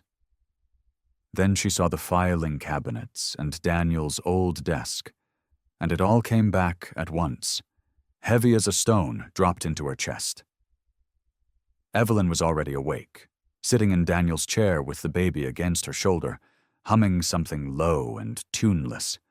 Her eyes were red, but her back was straight.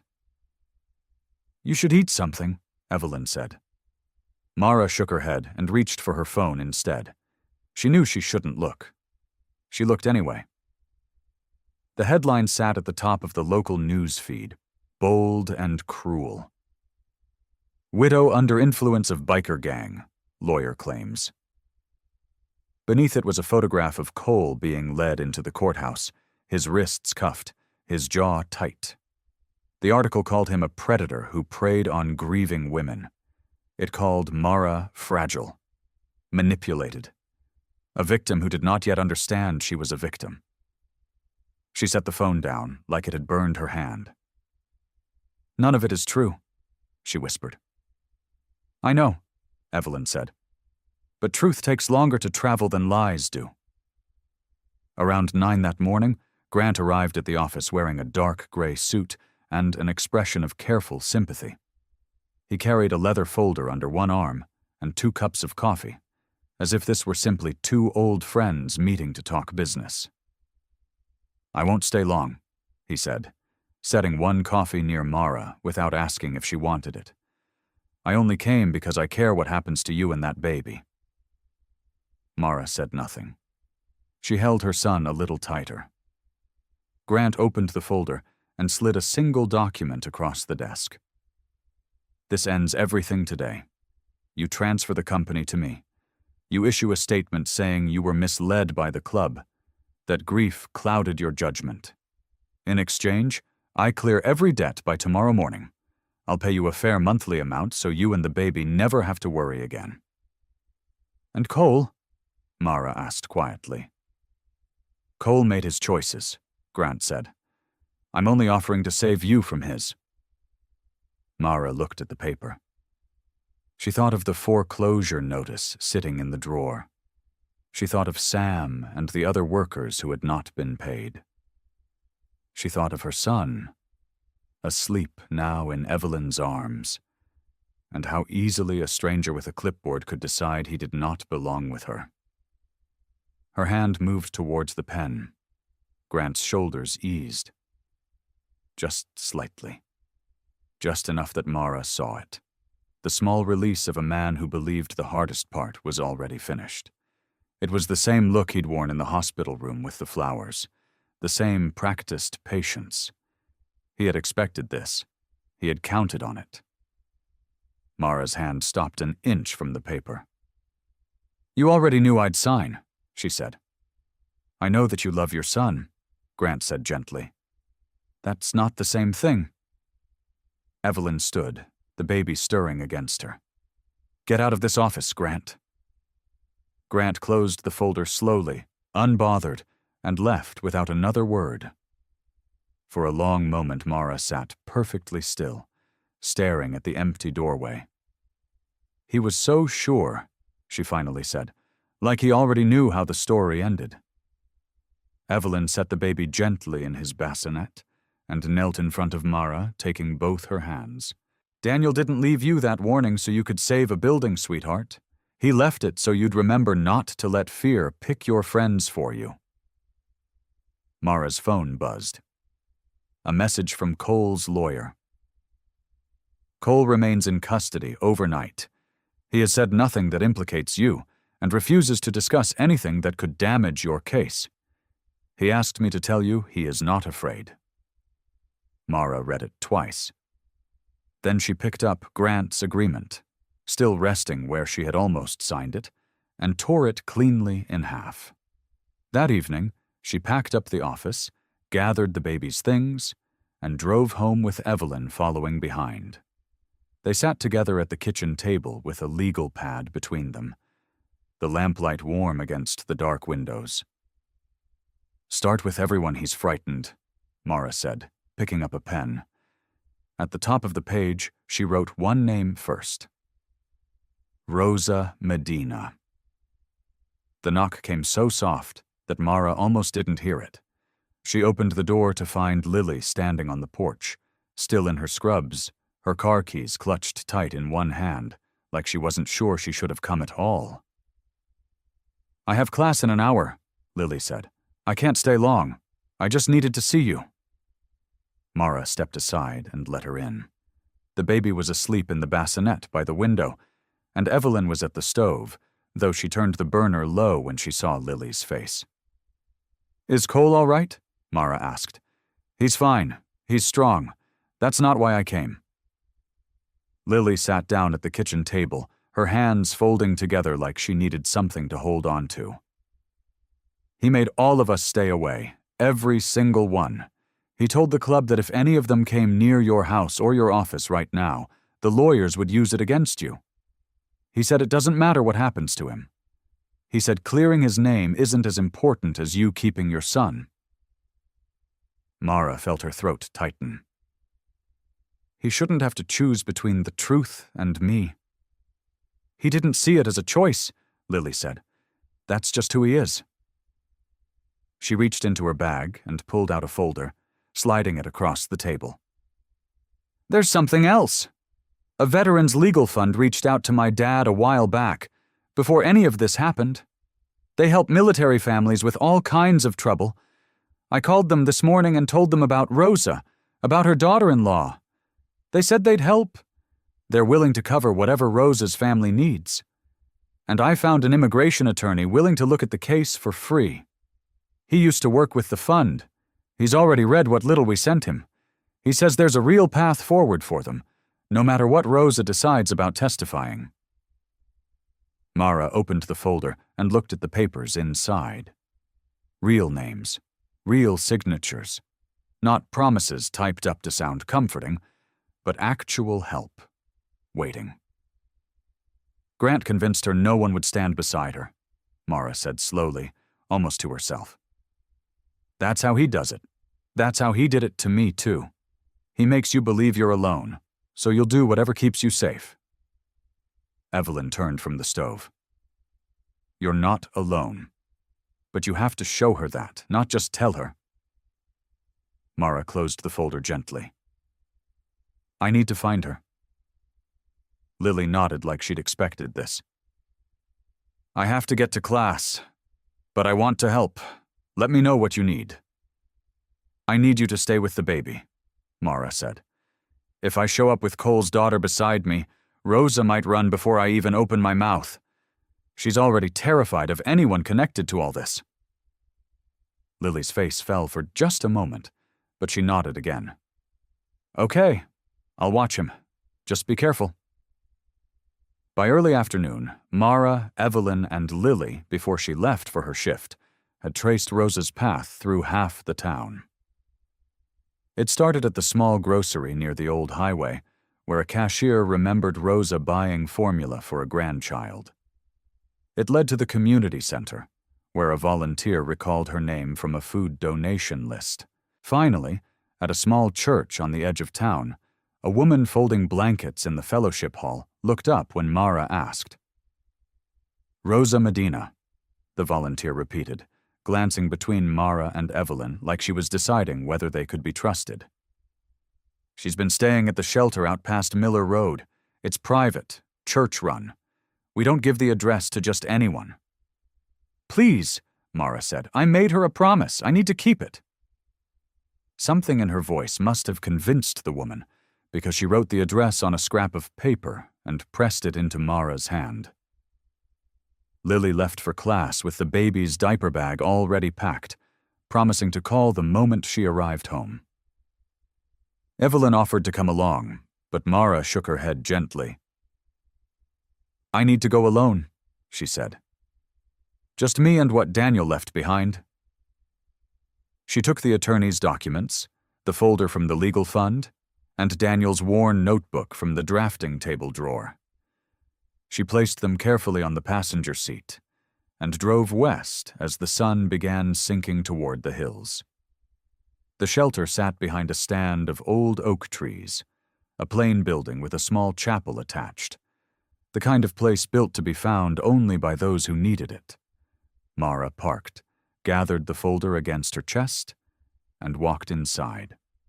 The chapel was quiet, lit by a few soft lamps, and there, alone in the back pew, sat Rosa, her hands folded in her lap, her eyes fixed on nothing at all. Mara walked down the aisle slowly, her footsteps soft against the old wood floor. Rosa did not look up until Mara was almost beside her. May I sit? Mara asked. Rosa's eyes were red, like she had been crying for a long time and had finally run out of tears. She nodded, just barely. Mara lowered herself into the pew, careful with her body still healing from the birth. For a moment, neither woman spoke. The chapel was quiet enough that Mara could hear her own heartbeat. I didn't come to ask you to testify, Mara said finally. I want you to know that first.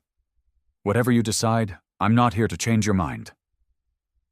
Rosa turned her head, studying Mara like she was waiting for the trick to reveal itself. Mara opened the folder on her lap.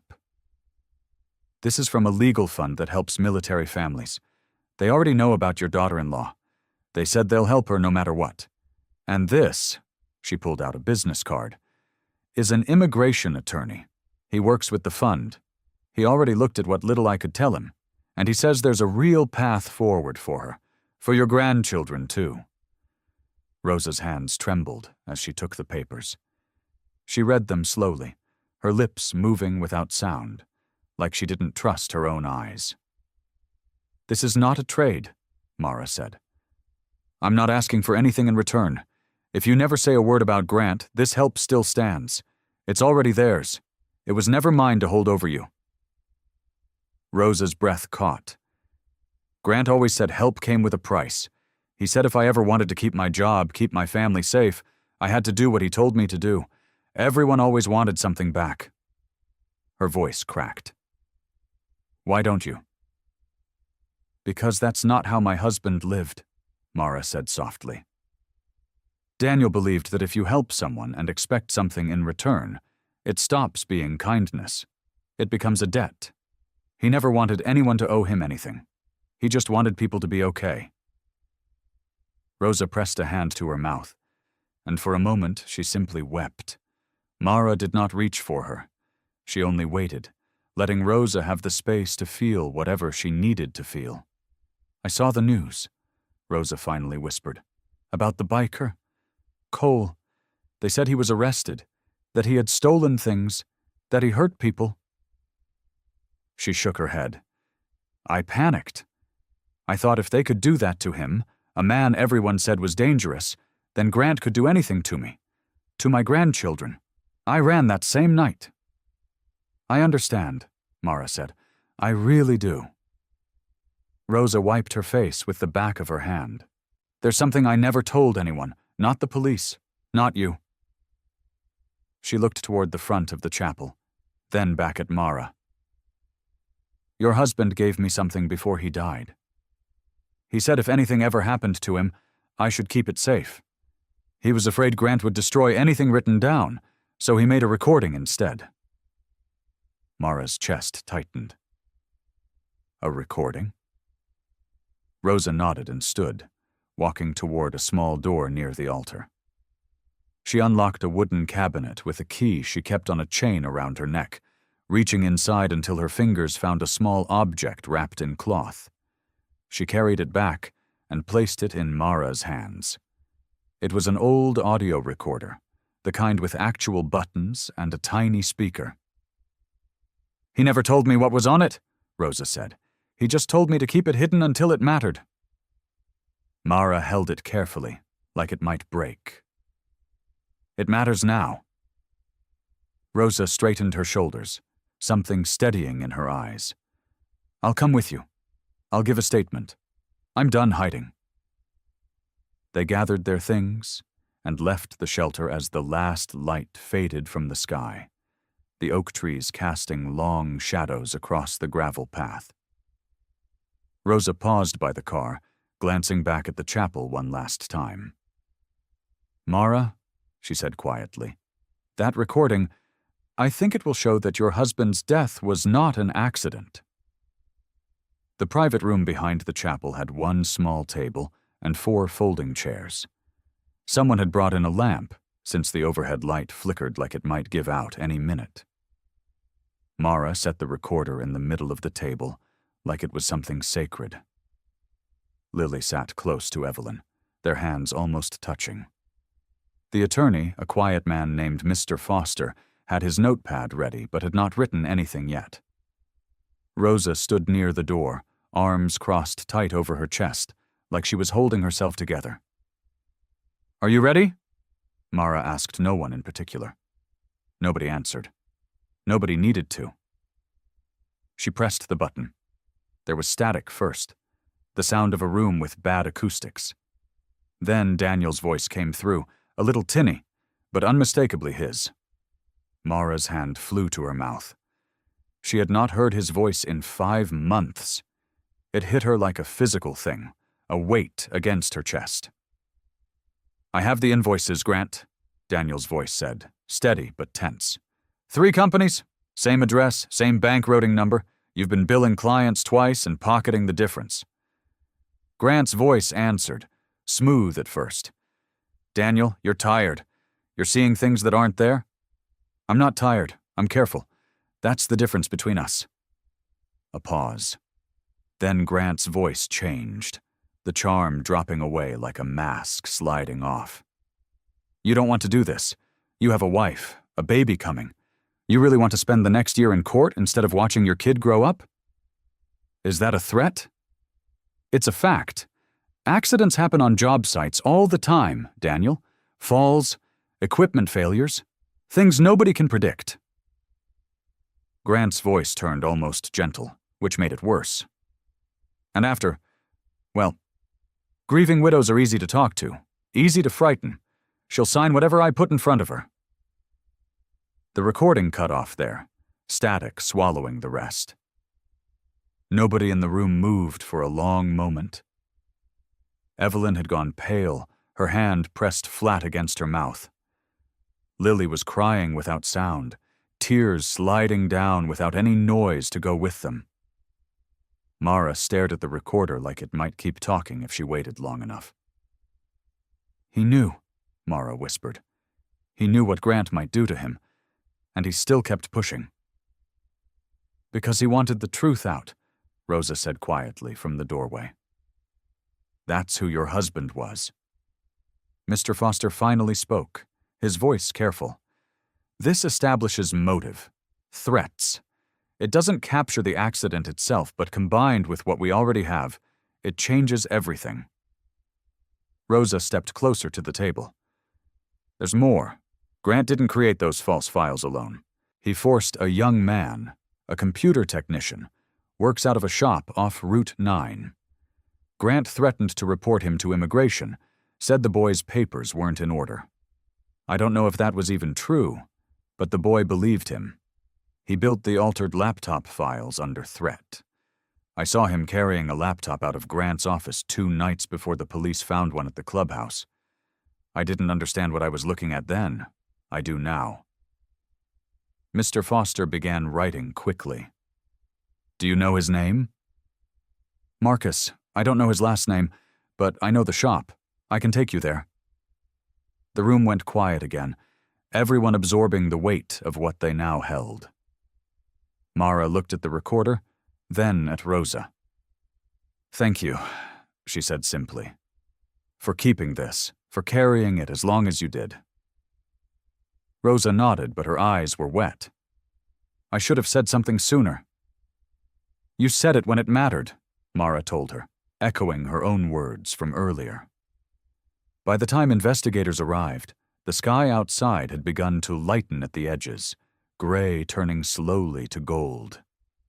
They moved efficiently, taking custody of the recorder in a sealed bag, gathering Rosa's transfer records, recording her sworn statement while a female officer sat close beside her for comfort. Arrangements were made quietly for protection. A car outside Rosa's shelter, a number to call if anything felt wrong. Someone mentioned locating Marcus by mid-morning. An investigator pulled Mara aside as the sun broke fully over the church roof. This changes things for Cole Mercer, he said. The case against him doesn't hold up anymore. He should be released within the hour. Mara stepped out onto the church steps, the cool morning air brushing her face, and dialed Cole's number with hands that would not quite stay still. He picked up on the second ring, his voice rough with exhaustion. Mara! Daniel's voice was finally heard, she said, her own voice breaking. They have the recording. They have Rosa's statement. You're being released. There was a long silence on the line, thick with everything neither of them could say. I'll stay within the law, Cole finally said. Whatever happens next. The unfinished house at the edge of the Ellis construction site smelled like sawdust and rain that had not yet fallen. Mara walked through the framed rooms, her boots echoing on the plywood subfloor, a clipboard of investigators' notes tucked under her arm. Daniel kept a lockbox in every third or fourth house he built, she explained to the younger of the 2 plainclothes officers, a woman named Officer Diaz. He said if something ever happened to the office records, he wanted backups scattered where nobody would think to look. Smart man, Diaz said. He was careful, Mara said. The word still caught in her throat every time she used it. Careful. That was what he had told Grant on the recording. She had listened to it 3 times now, and each time it hurt in a new place. The second officer, an older man named Officer Prentice, stayed near the trucks, radio clipped to his shoulder, eyes moving over the tree line out of habit more than suspicion. Cole was not there. He had wanted to come, had argued with his lawyer for a full 10 minutes on the phone that morning, but in the end he stayed home, restless and pacing, because Mara had asked him to. Let them see you followed the rules, she had said. That matters more right now than you standing next to me. He had agreed. It had cost him something to agree. What none of them knew was that 30 miles away, a young man named Marcus was standing in his shop with his hands shaking, telling Grant everything. Grant had shown up unannounced, his charm gone entirely, replaced by something colder. The police talked to Rosa, Marcus had said, voice cracking. They have a recording. I heard them say a recording. I didn't tell them anything about you, I swear. But they know. They already know. Grant had said nothing for a long moment. Then he had gotten in his car. He did not go home. He did not go to a lawyer. He drove toward the one place he still believed he might find what he needed, because Rosa had once mentioned Daniel's habit of hiding duplicates, and if Mara had found one, she might have found others. Grant told himself this was simply due diligence. He told himself many things lately. By early afternoon, the light over the construction site had turned thin and hazy, clouds stacking up in the west. Officer Prentice's radio crackled. A voice reported vandalism at the storage yard on the far end of the property, spray paint on equipment, someone spotted running. He hesitated only a second before jogging off toward his truck, calling back that he would return in 15 minutes. Not long after, Diaz got a call of her own. The technician, Marcus, had agreed to meet an investigator 2 towns over and wanted her there personally, since she had built a rapport with Rosa. She told Mara she would be gone 30 minutes at most. "Stay near the trucks," she said. "Someone will radio if anything changes." Mara nodded, and Diaz drove off down the gravel road, leaving Mara alone at the site. She walked toward the 3rd unfinished house, the one Daniel had built last spring, its window frames still bare and the drywall only half hung. The lockbox was bolted beneath the stairs, hidden behind a loose panel only Daniel and Sam had known about. Mara knelt, working the panel free with her fingers, when she heard the front door swing shut behind her. She turned. Grant stood there, blocking the frame, his face calm in a way that made her stomach drop. "Hello, Mara," he said, and reached back to slide the temporary door's bolt into place. "Grant." Her voice came out steadier than she felt. "I think you have something that belongs to me," he said, "or rather something that doesn't belong to anyone, but I'd like it back. The recording. Whatever copy you're carrying. I don't have it here. I don't believe you." He took a step closer. "You understand, no one is going to believe a grieving widow who ran off with a gang of bikers. That's the story people already know. That's the story they'll keep believing, long after I'm cleared." Mara's hand slipped quietly into her coat pocket, fingers finding her phone. She pressed the call button without looking, feeling for the shape of Cole's contact she had left open since morning, the investigator's direct line saved just beneath it. She left the phone connected, screen dark against the lining of her coat, and kept her eyes on Grant. Outside, near the equipment shed, one of the remaining employees, a young man named Tommy, noticed Grant's car parked at an odd angle behind the trees. He frowned, pulled out his phone, and dialed Lily's number, since Mara had given out her name as the one to call if anything seemed wrong. Lily answered on the first ring. "Tommy, what's wrong?" "Grant's here," Tommy said. "His car's parked out back where nobody's supposed to be. I don't see Mara anywhere." Lily's stomach dropped. She hung up and dialed Cole immediately, her hands trembling as she pressed the phone to her ear. "Dad, it's Grant. He's at the site. Mara's alone." Cole did not hesitate, did not think of his lawyer's warning, did not think of anything except the sound of fear in his daughter's voice. He was already moving toward the garage, keys in hand. "Call the investigator," he said. "Tell them where I'm headed."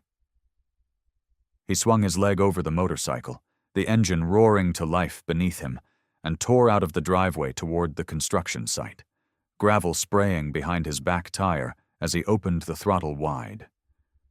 Grant took another step forward, and the small room seemed to shrink around them.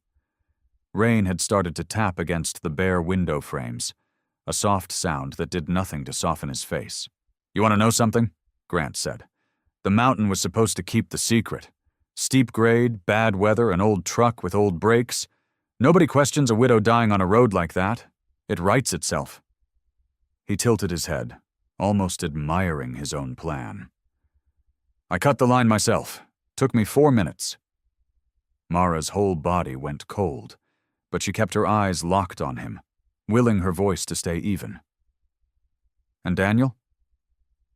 Something flickered behind Grant's eyes, quick and ugly. Daniel should have minded his own numbers. He didn't say more than that, but he didn't need to. The look on his face said enough. Mara felt the truth settle into her chest like a stone. "You killed him," she whispered. "He killed himself," Grant said, the moment he decided to be honest. The door rattled. Grant spun as Cole shouldered it open, splinters cracking off the frame, rain and gray light pouring in behind him. He looked at Grant, then at Mara, and something hard and steady moved into his eyes. "Step away from her," Cole said. Grant laughed, but it had no humor in it. "There he is. Right on cue." He looked Cole up and down. "You know, I was hoping you'd show up. Makes this so much easier." He glanced toward Mara. "Go on. Tell him what a wonderful man his daughter's donor turned out to be. Tell him how his little girl owes her life to a man too proud to let anyone know what he'd done. And you—" His eyes flicked to Mara. Sitting there thinking Daniel was some kind of saint. He was a fool who couldn't leave well enough alone. "Don't," Mara said. "Or what?" Grant snatched a length of pipe from the sawhorse beside him, some leftover piece from the framing work. "This is what people expect from you people," he said to Cole. "Come on, give them a story to believe." He swung. The pipe caught Cole across the shoulder and jaw, a sharp crack that sent him stumbling back a step. Blood welled at his lip. Cole did not raise his hands. "Hit me again," Cole said quiet. "Won't change what's true." "Fight back," Grant shouted, swinging again, catching Cole's forearm this time as he raised it only enough to shield his face. "You're supposed to be a monster. Act like one." Cole lowered his arms once more, breathing hard, blood dripping onto the plywood floor. "Real strength," he said, "is not becoming what you want me to be." Grant's face twisted with fury. He dropped the pipe and lunged at Mara instead, hands reaching for her coat, for the phone, for anything. Cole moved then, fast and controlled, wrapping his arms around Grant from behind and pinning his wrists, holding him still without a single closed fist, without a single blow returned. "Let go of me," Grant screamed, thrashing. "Not gonna happen," Cole said through gritted teeth. Outside, tires crunched on gravel. Doors slammed. Officer Diaz's voice rang out, sharp and commanding, followed by others. They had heard everything, the whole confession, transmitted clean through the open line in Mara's pocket. Officers swarmed through the doorway and pulled Grant from Cole's grip, snapping cuffs onto his wrists as he shouted something no one bothered to listen to anymore. Mara knelt by the loose panel beneath the stairs and pulled out the lockbox, clutching it to her chest as she stood on shaking legs.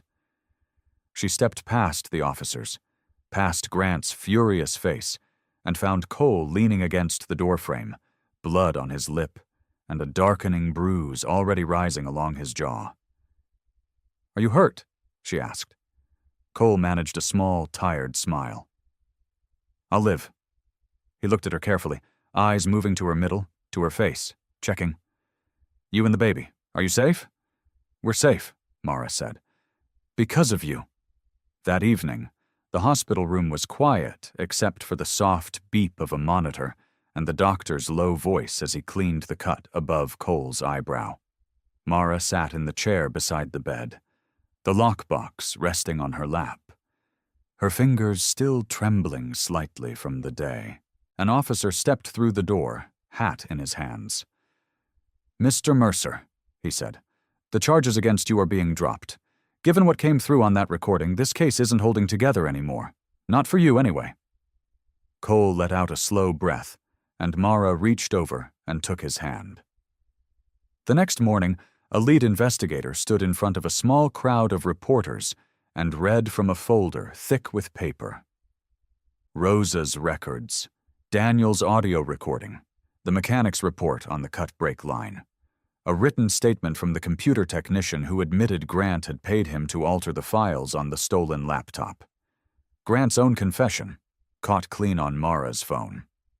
"The evidence forms a complete chain," the investigator said. "There is no ambiguity left in this case."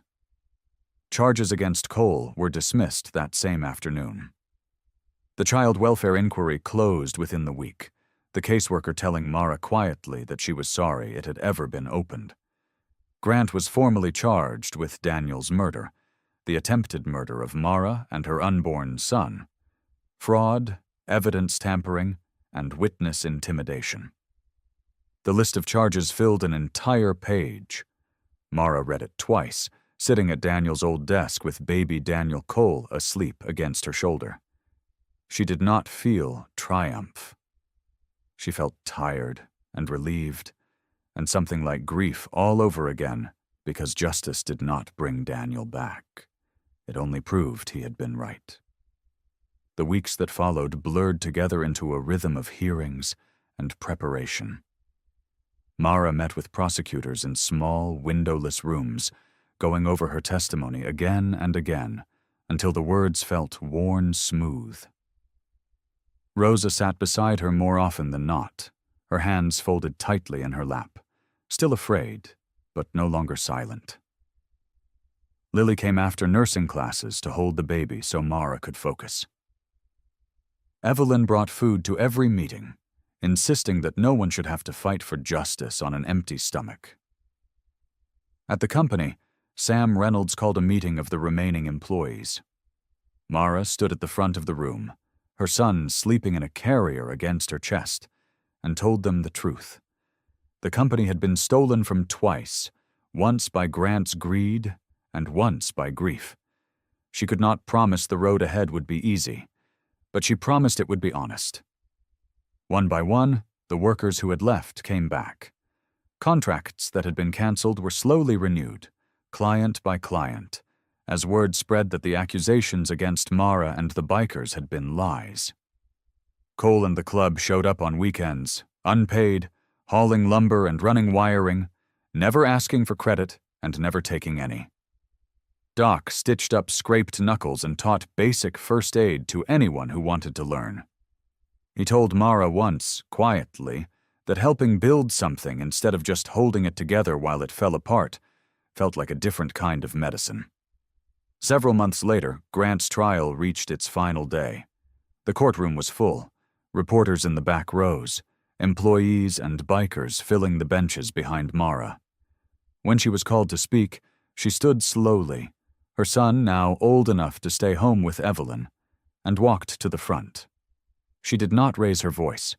She did not need to.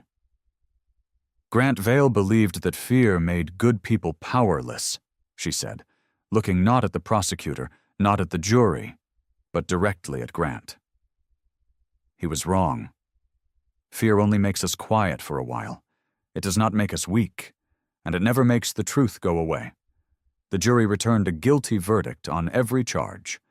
The judge ordered the seizure of assets Grant had purchased with stolen company funds, homes, cars, accounts hidden under false names, all of it returned to Ellis Legacy Construction. That evening, Daniel's restored office filled with the smell of roasted chicken and fresh bread. Mara, Cole, Lily, Evelyn, Doc, Rosa, and a dozen employees crowded around folding tables pushed together, plates passed hand to hand, laughter rising easily for the first time in a long while. When the meal was finished, Mara stood and unrolled a set of drawings across the table. An old warehouse on the edge of town, abandoned for years, transformed on paper into bright classrooms and workshop bays. "A training center," she said. "Paid work for widows, single mothers, veterans starting over, anyone who needs a second chance and is willing to build one." Someone had already brought the first wooden beam in from the truck outside, long and pale and waiting. Mara uncapped a marker and signed her name near one end. Then she passed it around the table. Cole, Lily, Evelyn, Doc, Rosa, Sam, and every employee in the room. until the beam was covered in names, ready to be raised into the frame of something new. The old warehouse changed slowly, the way most good things do. First came the new roof, patched board by board while Cole and his brothers worked in the summer heat. Shirts soaked through, never once stopping for anyone to take their picture. Then came the walls, painted a soft, warm yellow that Evelyn picked out herself, saying a place meant to help people should not look like a place people needed help. By autumn, the classrooms had tables and chairs. By winter, the workshop bays had tools lined neatly on the walls, donated by contractors who remembered Daniel fondly and wanted to be part of whatever Mara was building next. Sam Reynolds ran the enrollment table on opening day, checking names off a list that grew longer every week. Widows, single mothers, 2 veterans who had heard about the place from a flyer at the VA. A teenage boy whose father had walked out and left him needing something steady to hold on to.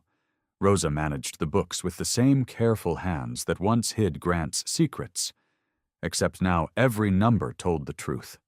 Evelyn ran the childcare room down the hall, humming lullabies while a dozen small children played on the rug. Baby Daniel Cole always at the center of it, pulling himself up on furniture, babbling nonsense that made the other children laugh. Lily came on weekends, her nursing textbooks tucked under one arm, teaching basic wound care to trainees who had never held gauze before. Doc stood beside her most days, patient and steady, showing rough hands how to check a pulse, how to keep calm when someone else was scared. He told Mara once that teaching people to save each other felt like finally putting down a weight he had carried since the war. Mara moved through it all with a quiet kind of confidence that had not been there a year ago. She was not trying to be Daniel. She was building something that was hers, shaped by what he taught her, but standing on its own. Ellis Legacy Training Center. The name fit her now. When baby Daniel Cole turned 1, Mara planned a small gathering, but small never seemed to hold. Trucks and motorcycles crowded the gravel road leading up the mountain, all of them winding toward the old ranger station, restored now with fresh paint and new glass in the windows, Doc once boarded up during the storm. Everyone came. Rosa brought tamales. Evelyn brought 3 different cakes because she could not decide on one. Sam brought his whole family. The bikers arrived last, engines rumbling up the last stretch of road before falling silent one by one. Mara stood at the front of the small crowd gathered on the porch, holding her son on her hip. She pulled a cloth away from a small wooden plaque mounted beside the door, the same door the bikers had once carried her through, bleeding and afraid. The plaque read, "Kindness given freely is never lost. It travels until it finds its way home." A soft quiet fell over everyone as they read the words. Lily stepped forward next, carrying a wooden frame with both hands. Inside were 2 photographs, side by side. On the left, the old faded picture of Daniel standing with young bikers at a fundraiser, the words on the back now visible through the glass. On the right, a newer photograph, Cole cradling newborn Daniel Cole in his big, weathered hands the night of the rescue, his face soft with something like wonder. Cole took the frame slowly, his throat working as he studied both pictures. "You never repaid Daniel with money," Mara said gently. "You repaid him by not letting his wife and son die." Cole nodded, unable to speak for a moment, then pulled her into a rough, gentle hug. As the evening light began to soften, and the bikers started walking back toward their motorcycles, baby Daniel Cole squirmed free from Mara's arms. He wobbled forward on unsteady legs, arms out for balance, and took his very first steps straight toward Cole, small fists reaching for the fringe of his leather vest. Everyone laughed as Cole dropped to one knee and opened his arms just in time to catch him.